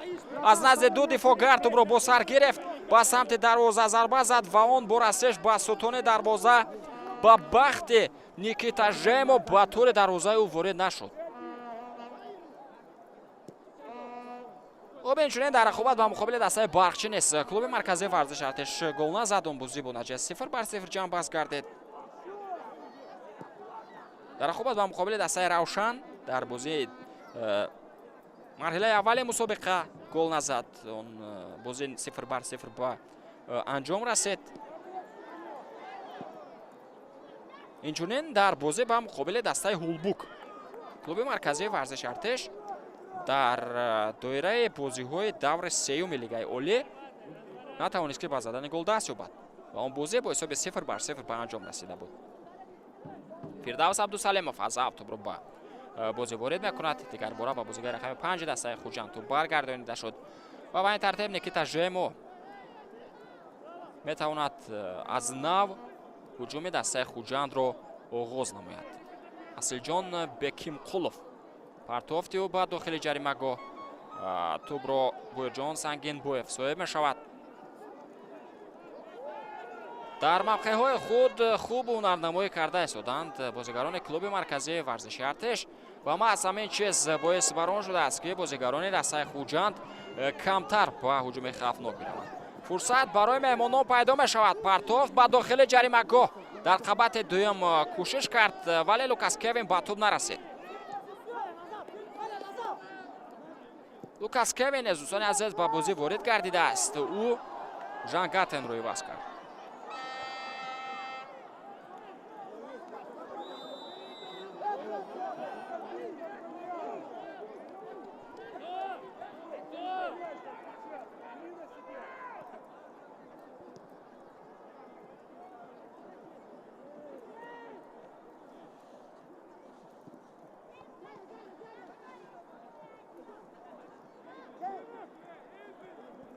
Ҷулиос Квасе партофти ӯ ба хатти ҳамла ба Абдухалил Боронов ва Боронов дар ин рақобат акнун як кори хуб кард. ӯ тавонист ба нафи дастааш зарбаи кунҷӣ кор кунад.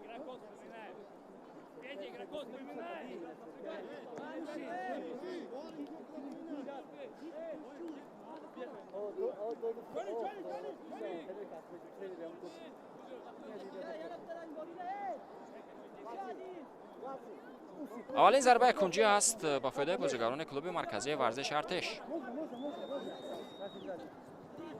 ҷонибек Шарипов бо бозигузори ин ҳолатро анҷом дод.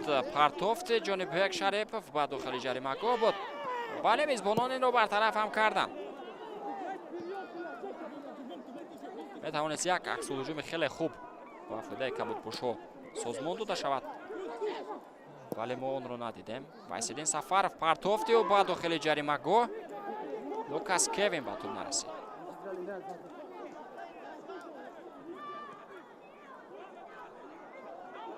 Шаҳбоз Нуриддинов баракат карда истодааст.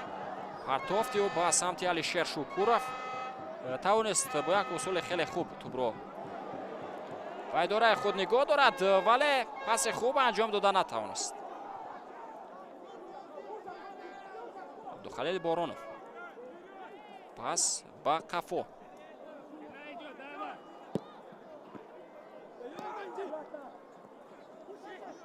Вайсиддин Сафаров. Абдухалил Боронов паси ноаниқ медиҳад.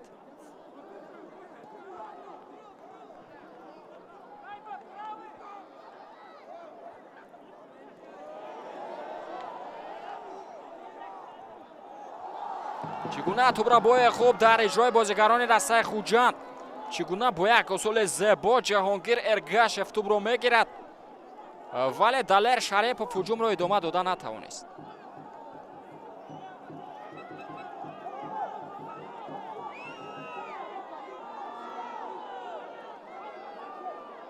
зарбаи кунҷии навбатӣ ба фоидаи бозигарони дастаи Хуҷанд. Пуирҷон Сангинбоев омодагӣ мегирад то тӯбро аз канори чапи майдон, аз кунҷи чапи майдон аниқтараш ба бозӣ ворид намояд ва онро ба дохили ҷаримагоҳи дастаи клуби марказии варзиши Артиш партов кунад. 5-1 мешавад шумораи зарбаҳои кунҷӣ.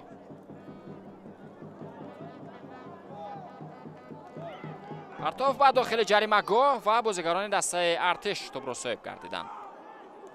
акнун метавонем ба як аксулҳуҷуми хеле хуби онҳо таваҷҷӯҳ кунем. дӯстони азиз, Ҷулиус Кваси бо тӯб ҳаракат карда истодааст. пас ба Франсуа Эненгуэ. имконияти идома додани ҳуҷум ҳаст. зарбаи Эненгуэ ба самти дарвоза ва билохира бозигарони клуби марказии варзиши Артиш дар нимаи дуюм ҳам метавонанд ки зарбаи рост ба самти дарвоза анҷом диҳанд. Никита Жемо тавонист дар ин ҳолат сейв ба хайт бигирад.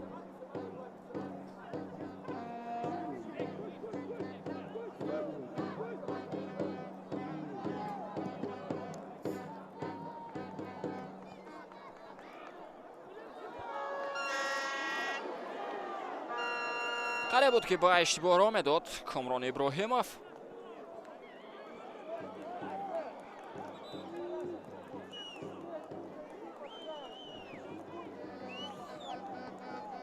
тағйирот дар ҳайати дастаи Хуҷанд ба амал оварда мешавад. бозигари рақами 8 Шаҳбоз Нуриддинов аз майдон гирифта мешавад ва дар мавқеи ӯ бозигари рақами 99 Игор Вукчевич бозиро идома медиҳад. акнун Александр Крестинин таваҷҷӯҳро ба хати ҳамла бештар мекунад. бозигари хати ним ҳофизаро аз майдон гирифт ва дар мавқеи ӯ ҳамлагарро ба бозӣ ворид кард. Шаҳбоз Нуриддинов дар ин рақобат будани ӯ на он қадар зиёд эҳсос гардид ва шояд маҳз аз ҳамин сабаби камфаъолӣ сармураббии дастаи Хуҷандро аз майдон гирифт. Асилҷон Бекимқулов аз канори майдон тӯбро аз ав дигар бора ба бозӣ ворид менамояд. бозигари рақами 91 дастаи Хуҷанд партофтҳои хеле баланд дорад.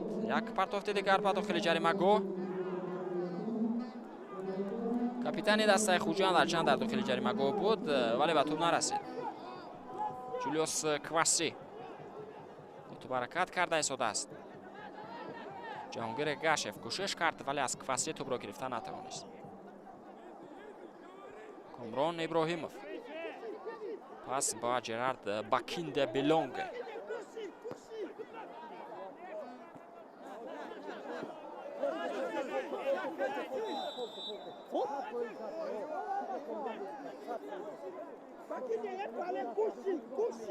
Комрон Иброҳимов камолҳисоб мегирад.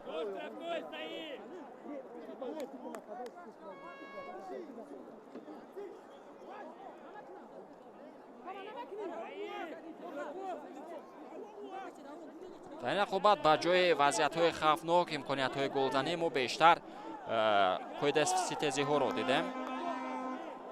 аз ҳамлаҳо дида шумораи қоидавайронкуниҳо зиёд аст дар ин бозӣ.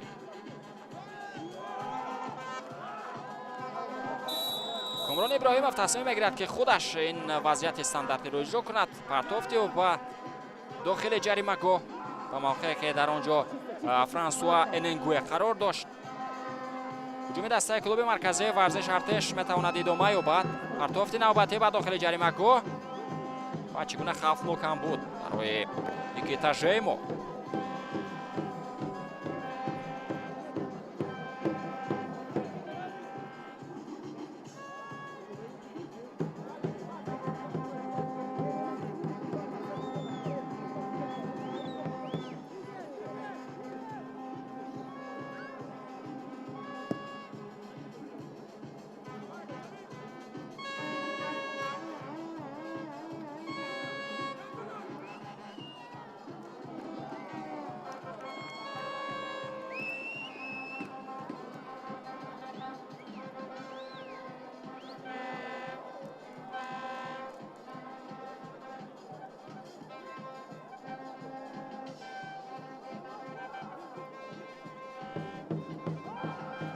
агар баъда рақобати охире дастаи Хуҷанд назар афканем, дӯстони азиз, дар қисмати зиёди он бозиҳо дастаи Хуҷанд ҳамагӣ як гол ба ҳадаф расонидааст. дар ду бозӣ ду гол зад, яъне ду голӣ дар рақобат ба муқобили дастаи Ҳосилот ва Панҷшер. ҷои имконияти дастаи Хуҷанд, фурсат барои онҳо пайдо мешавад. Як зарбаи дигар. Игор Вукчевич имконияти хуб дошт ва боз ҳам зарбаи кунҷӣ аст ба фоидаи бозигарони дастаи Хуҷанд.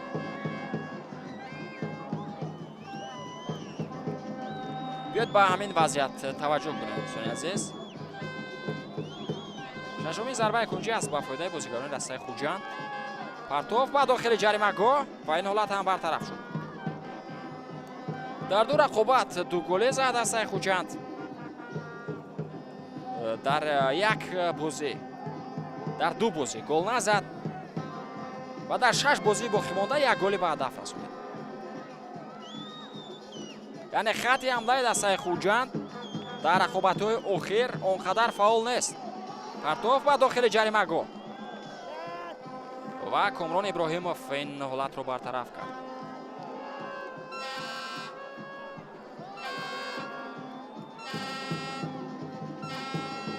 ба фарқ аз дастаи Хуҷанд, хатти ҳамлаи дастаи клуби марказии варзиши Артеш дар бозиҳои охир фаъол ҳам аст. вале имконият барои онҳо дар ин рақобат каман дар кам мушоҳида карда мешавад.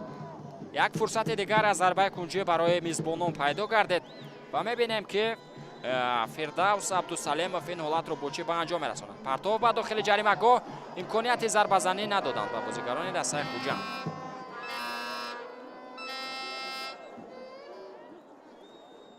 ва яке аз бозигарони дастаи меҳмон осеб мегирад. инҷо Принс Кобла ишора мекунад ки бо даст бозӣ кард бозигари дастаи Хуҷанд ва маҳз бо даст Комрони Мирзохонро аз пой афтонид.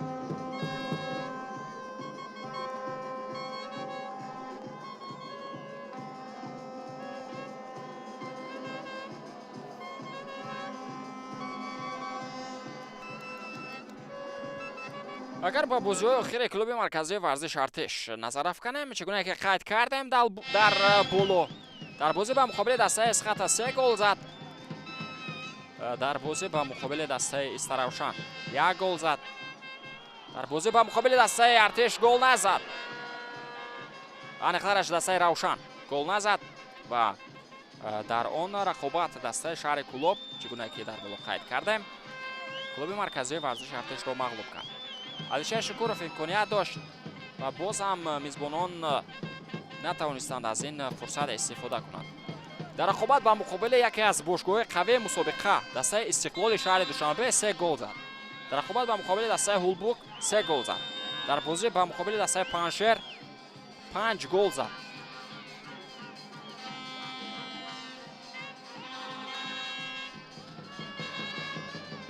аз ин бармеояд ки хатти ҳамлаи дастаи клуби марказии варзиши Артеш фаъол ҳам аст.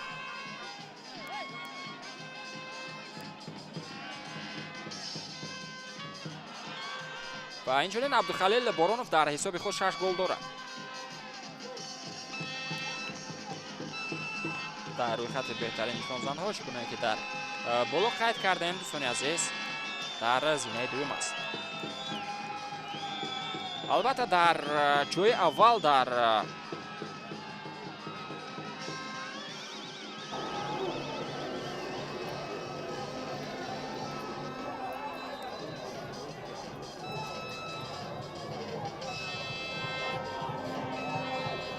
рӯйхати беҳтарин нишонзанҳо на як бозингар, балки якчанд нафаранд. агар ба ин рӯйхат назар афканем, 5 нафар бозингар, 5 нафар ҳамлагар бо 7 голӣ дар зинаи аввал қарор доранд. Дмитро Белянок аз дастаи Вахш дар зинаи аввал аст бо 7 гол. инчунин Вадо Фримпонг, Шердин Бобоев, Очетунде Олаолова ва Шон Пол Камолафе низ бо 7 голӣ дар ҷои авваланд. Шунатулло Исмоилов, Нуриддин Амрохулов, Азизбек Далиев, Фредрик Асанте, Абдухалил Боронов ва Патрик Рудольф бо 6 голе дар зинаи дуюм мавқеъ гирифтанд. Яъне ин рақобат имконият аст барои Абдухалил Боронов то ба задани гол даст ёбад ва мавқеъи худро дар рӯйхати беҳтарин нишонзанҳо беҳтар намояд.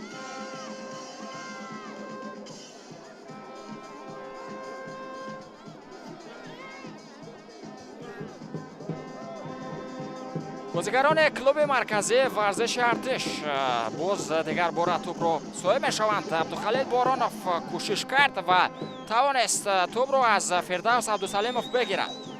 Абдусалимов инҷо маҷбур мешавад то гузорад дарвозабони даста. Никита Жемо тӯбро соҳиб шавад.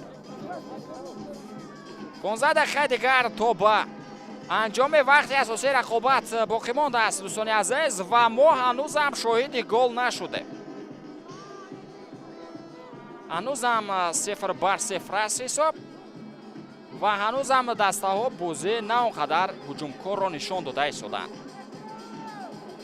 акнун мизбонон тӯбро соҳиб мешаванд. Алишер Шукуров партофти ба хати ҳамла ба мавқеъе ки дар он ҷо Игор Вукчевич бозӣ карда истодааст. Вукчевич ба рақобат ворид гарде дар нимаи дуюм, вале хати ҳамлаи дастаи Хуҷанд ҳамон тавре ки буд боқӣ монд. Алишер Шукуров тӯбро қабул мекунад. ҳуҷуми дастаи Хуҷанд метавонад аз канори рост идома ёбад. Партов ба дохили ҷаримагоҳ дар қабати дуюм бубинед ки чӣ гуна Игор Вукчевич зарба мезанад ва боз ҳам Принс Кобла дуюмин вазъияти хавфноки дастаи Хуҷандро бартараф мекунад. беҳтарин ҳунарнамоии худро дарвозабони дастаи клуби марказии варзиш артиш нишон дода истодааст ва маҳз дар ҳамин рақобат бозие ки имтиёз барои дастаи артиши чун обу ҳаво зарур аст то ба сегунаи беҳтаринҳо муборизаро идома диҳанд ва дар зинаи сеюм шонси боқӣ монданро пайдо кунанд. тӯб аз майдон берун мешавад. ба фоидаи бозигарони дастаи Хуҷанд аст. Файсиддин Сафаров маҳз тӯб бо расиш ба ӯ аз майдон берун гардид. Файсиддин Сафаров дар ин рақобат чӣ гуна ки дар бозӣ ба муқобили дастаи Эсхата ҳунарнамоӣ кард, мо ӯро он гуна фаъол намебинем дар ин бозӣ.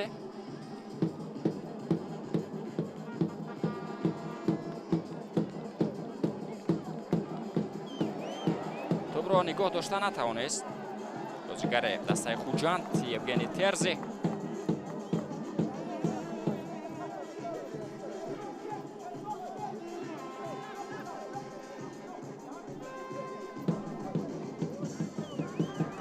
боз ҳам тӯб аз майдон берун мешавад. боз ҳам бозигарони артиш онро ба рақобат ворид карданд. дигар бора ба самти Комрон Иброҳимов тӯб ҳаракат кард. фурсати навбатӣ барои меҳмонон пайдо мешавад. таваҷҷӯҳ мекунем ки ин ҳолат бо чӣ ба анҷом мерасад. маҷбур карданд ва Франсуа Энингуэ тӯбро аз майдон берун кард.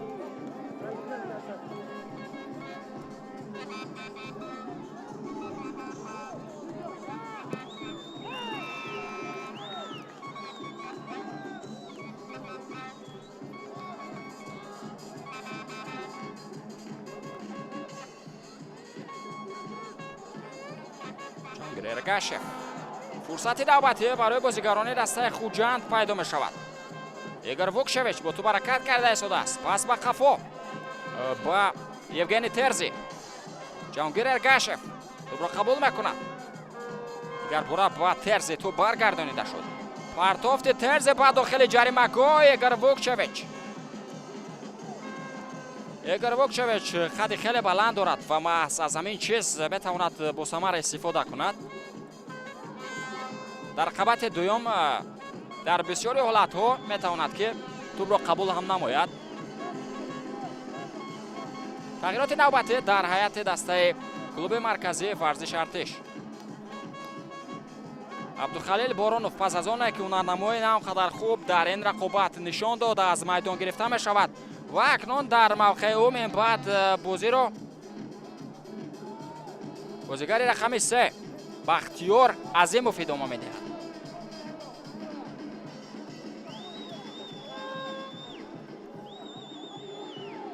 бахтиёр азимов дифогар аст. дӯстони азиз, маълум мешавад ки Тоҳир Муъминов акнун диққати бештару ба хати дифоъ равона мекунад то ҳамин ҳисобро нигоҳ дорад ва ҳадди ақал дар сафар соҳиби як имтиёз шавад. албатта ба даст овардани имтиёз дар рақобат ба муқобили дастаи Хуҷанд на он қадар кори саҳлу сода аст.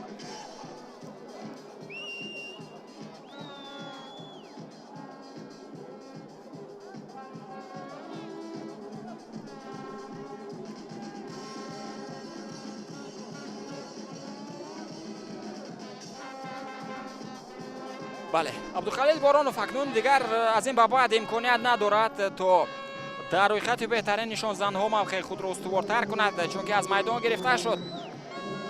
ва мо акнун Азимовро, бозигари рақами 3 дастаи клуби марказии варзиши Артешро дар майдон мебинем. дақиқа 81 рақобат ҷараён дорад. ва тӯб аз назди дарвозаи Принс Кобла ба рақобат ворид карда мешавад.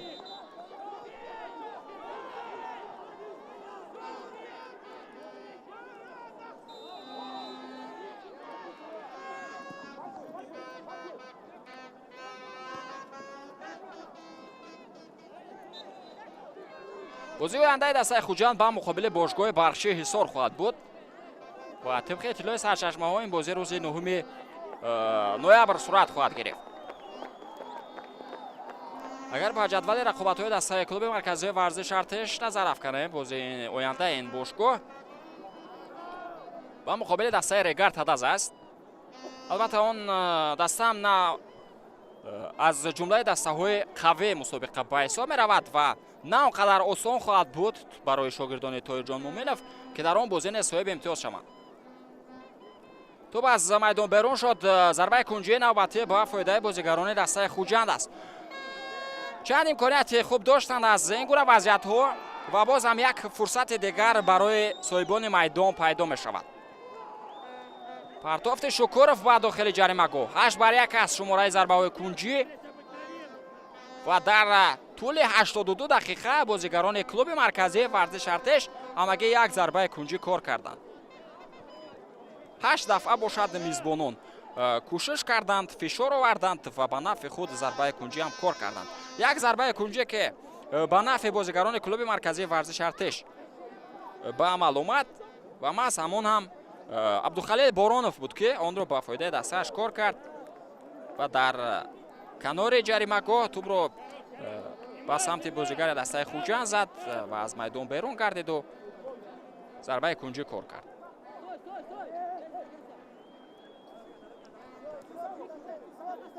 Комрон Иброҳимов партофти ӯ ба Вайсиддин Сафаров буд. қоидаи бозӣ боз ҳам вайрон мешавад. боз ҳам қоида вайронкунӣ ба муқобили бозигарони клуби марказии варзиши Артеш.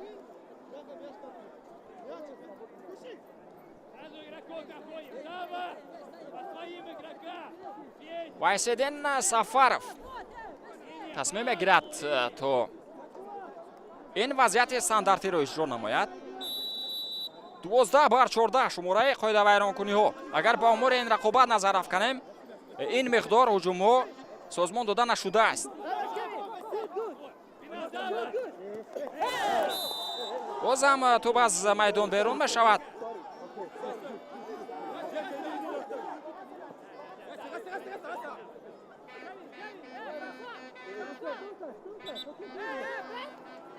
тӯбро хеле хуб дар он ҷо гирифт Ҷаҳонгир Эргашев ва баъдан маълум гардид ки ғайри қоидаи бозӣ амал кардааст бозигари клуби марказии варзиши Артеш.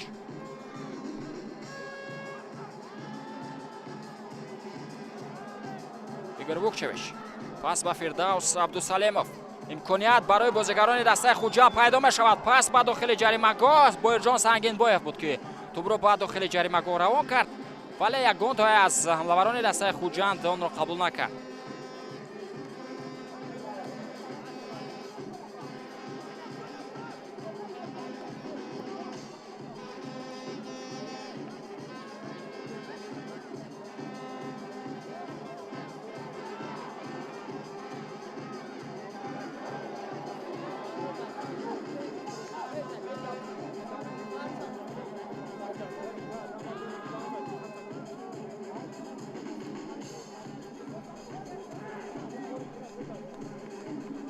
بازی خیلی آرام جریان دارد.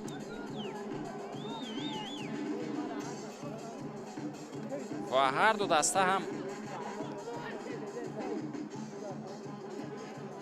در تشکیل کردن هجوم‌های خطرناک سر و سیمه نیستند. یک امکانیت دیگر برای بازیگران دسته خوجند پیدا می‌شود.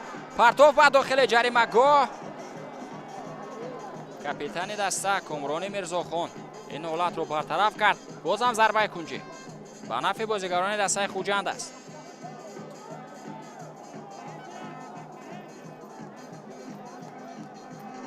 اکنون امکانیت است برای بازیگر قامت بلند این دسته ایگور ووکچویچ تو در خبط دویم جایش خوب انجام دهد و توپ را با دروازه وارد هم نماید. ما رو در داخل جریمه‌گاه میبینیم همراه با دوران ارگاشف کاپیتان دسته خوجند. بازم فردوس عبدالسلیموف آمادگی میگیرد تا از کنار راستی میدان توپ را به بازی وارد کند. پرتافتی عبدالسلیموف با داخل جریمه‌گاه ضربه به سمت دروازه و علیشیر شکوروف موفق نگردید. صحنه تکرار را میتوانیم متوجه بشویم از زاویه دیگری میدان. یک جا با ایگور ووکچویچ کوشش کرد و ضربه که انجام داد توپ از پهلوی دروازه حرکت کرد از میدان بیرون هم گردید. فرانسوا انگوه در زمین خوب است. اینجا با نصرالله کبیر فشار میکند که به مقابل او بازیگر دسته خوجند قاعده بازی را ویران کرده است.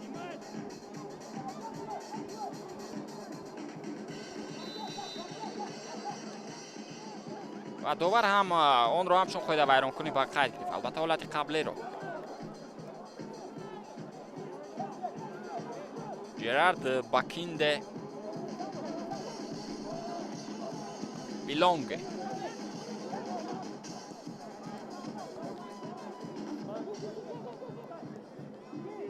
میزبانان توپ را صاحب میشوند. پس علیشیر شکوروف با کنار راستی میدان با دل شریپوف بود و اوت هم به نفع بازیگران دسته خوجند است. فخرالدین احتموف پرتافتی احتموف و علیشیر شکوروف. احتموف نتوانست هجوم را ادامه دهد ولی برخلاف شکوروف توپ را قبول کرد. باز هم توپ از میدان بیرون میشود. باز هم اوت با فایده بازیگران دسته خوجند است. فخرالدین احتموف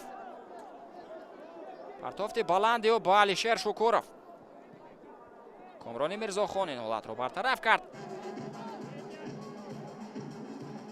سومین مرتبه پای هم بازیگران دسته خوجند توپ را از اوت با بازی وارد میکنند. اکنون این مرتبه اصلجان بکیمقولوف احتمال زیاد توپ را از اوت با بازی وارد خواهد کرد. پرتافت‌های خیلی بلند دارد بازیگر رقم 91 دسته خوجند. پرتافتی بلندی و با داخل جریمه‌گاه ضربه در خبط دوم انجام داده شد. فرصت نوبتی ارسال جهانگیر ارگاشف با هم دسته دیگرش بود. یک ضربه قوی دیگر دوران ارگاشف میزند. ضربه ها پای هم هستند ولی با سمت چارچوبه دروازه توپ حرکت نمیکند و از میدان بیرون گردید. بویجان سنگینبایف کوشش کرد تا توپ را در میدان نگاه دارد ولی موفق نگردید. اکنون صحنه تکرار همون حالتی که ضربه های پای هم داشتند بازیگران دسته خوجند و ما شما نشان داد کارگردان اونها را. در اول دوران ارگاشف ضربه زد بعدن دلیر شریپوف نیست توپ را قبول کرد ضربه زد ولی با سرگذاری بازیگران دسته کلوب مرکزی ورزش ارتش اون حالت را نیز برطرف کردند. در نیمه دوم رقابت این گونه وقت کشی ها انیخترش از آن بازیگران هر دو تیم مشاهده شد و با احتمال زیاد در نیمه دوم نیز насрулло кабиров дақиқаҳои зиёд илова хоҳад кард.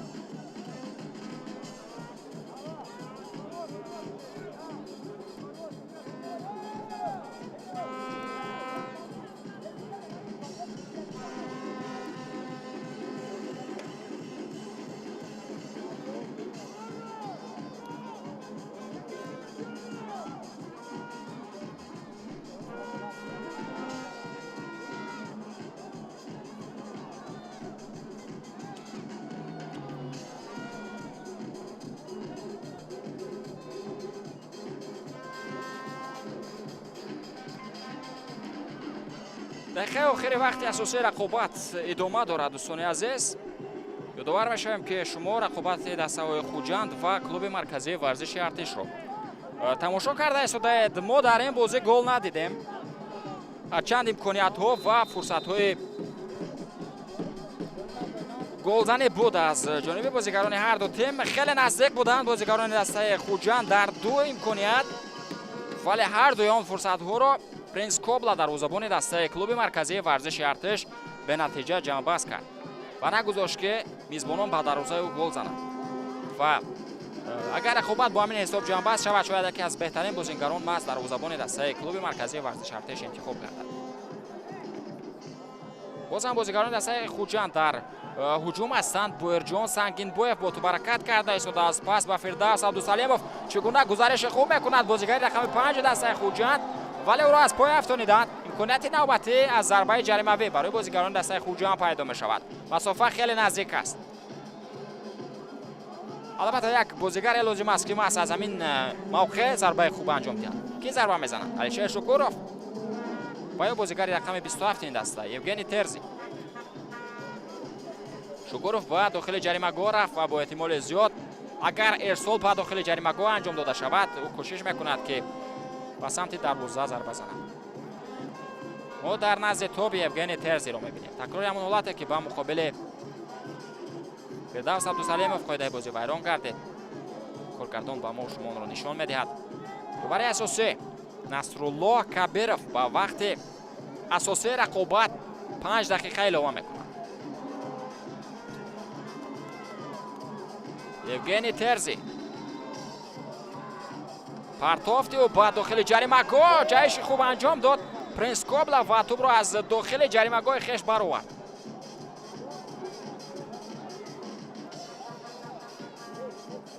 бубинед ки алишер шукуров зарба задааст, зарба назадааст, анифтараш кӯшиши зарбазанӣ кард, вале ба тӯб нарасид. принс кобла ҷаҳиши анҷом дод. маълум мешавад ки дарвозабони клуби марказии варзиши артиш ҳангоми он ҷаҳиш каме осеб ҳам гирифтааст, чунки айни ҳол дар замин хоб аст ва ба кӯмаки табибон эҳтиёҷ дорад.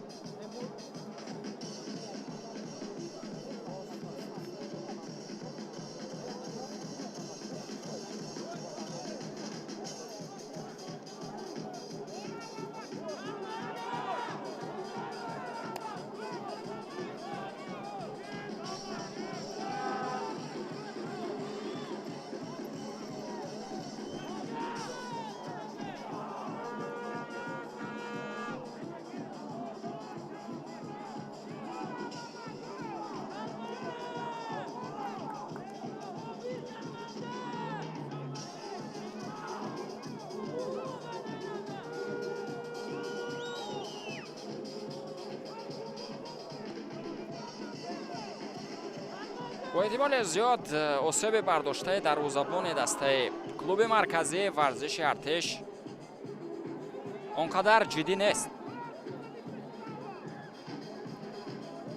ва ӯ метавонад бозиро идома диҳад.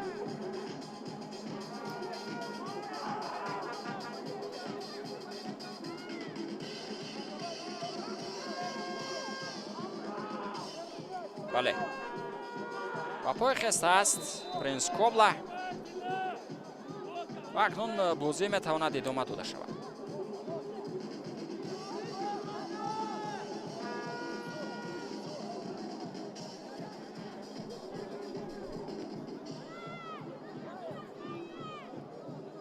ту ба идораи бозигарони дастаи хуҷанд мегузарад. идомаи ҳуҷуми онҳоро наметавонем мутаваҷҷеҳ шавем, чунки меҳмонон тӯбро соҳиб гардиданд. франсуа эненгуэ тӯбро ба қафо ба Вайсидин Сафаров равон мекунад ва ба ин тартиб он аз майдон берун гардид. довар ишора мекунад ки Фирдаус Абдусалимов бояд аз қафотар тӯбро ба бозӣ ворид намояд. ирсоли Абдусалимов ба Вукчевич. Энингуэ тӯб аз майдон берун шудааст. Даврон Эргашев, капитани дастаи Хуҷанд, бо даст онро ба рақобат ворид хоҳад кард. дақиқаи охир илова кардаи довар ба вақти асосии бозӣ ҷараён дорад. сонияҳои ба шумор боқӣ мондааст барои бозигарони дастаи Хуҷанд то дар майдони хеш соҳиби 3 имтиёз шаванд.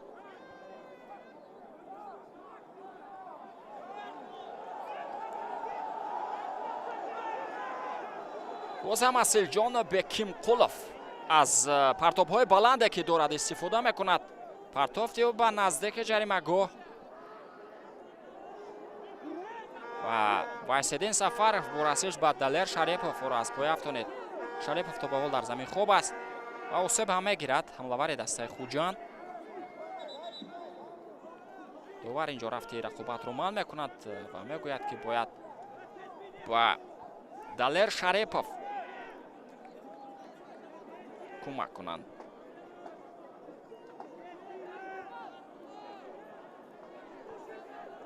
Далер Шарипов акнун аз замин бармехезад ва оҳиста-оҳиста метавонад бозиро идома диҳад.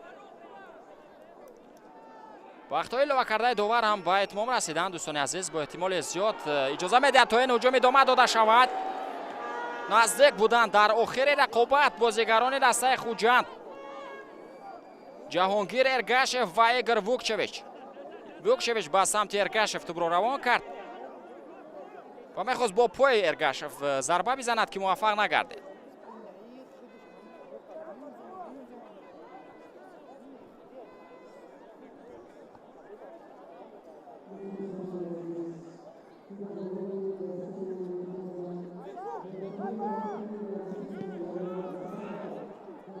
як имконияти дигар барои бозигарони дастаи Хуҷанд метавонад ба миён ояд. Давронҷон Эргашев бо тӯб ҳаракат карда истодааст. ба хати ҳамла омадааст дифогари дастаи Хуҷанд. пас ба Фирдаус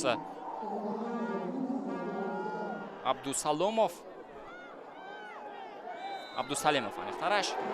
қоидаи бозӣ ба муқобили бозигари дастаи клуби марказии варзиши Артиш вайрон гардид.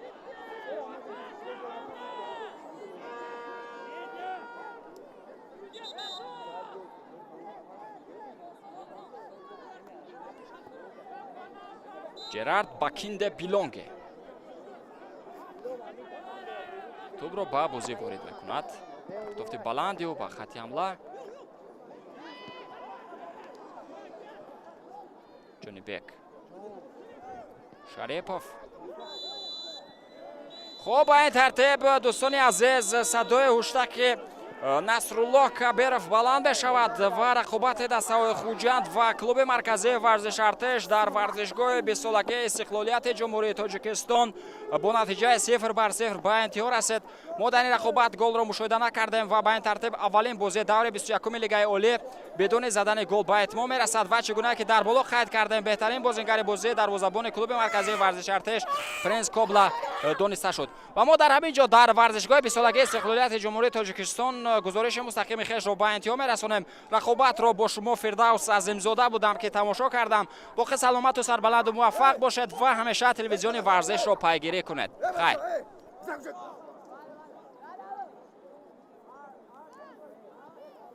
بچه‌ها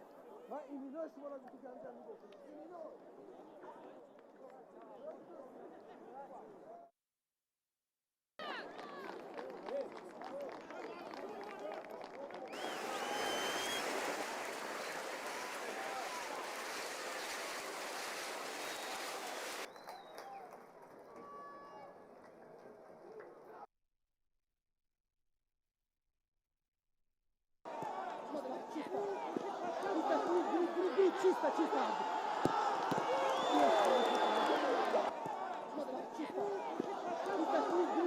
Чисто, чисто.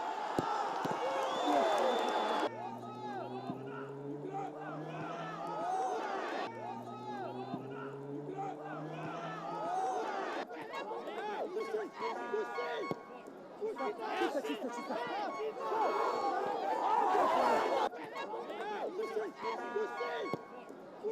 Чисто, чисто, чисто.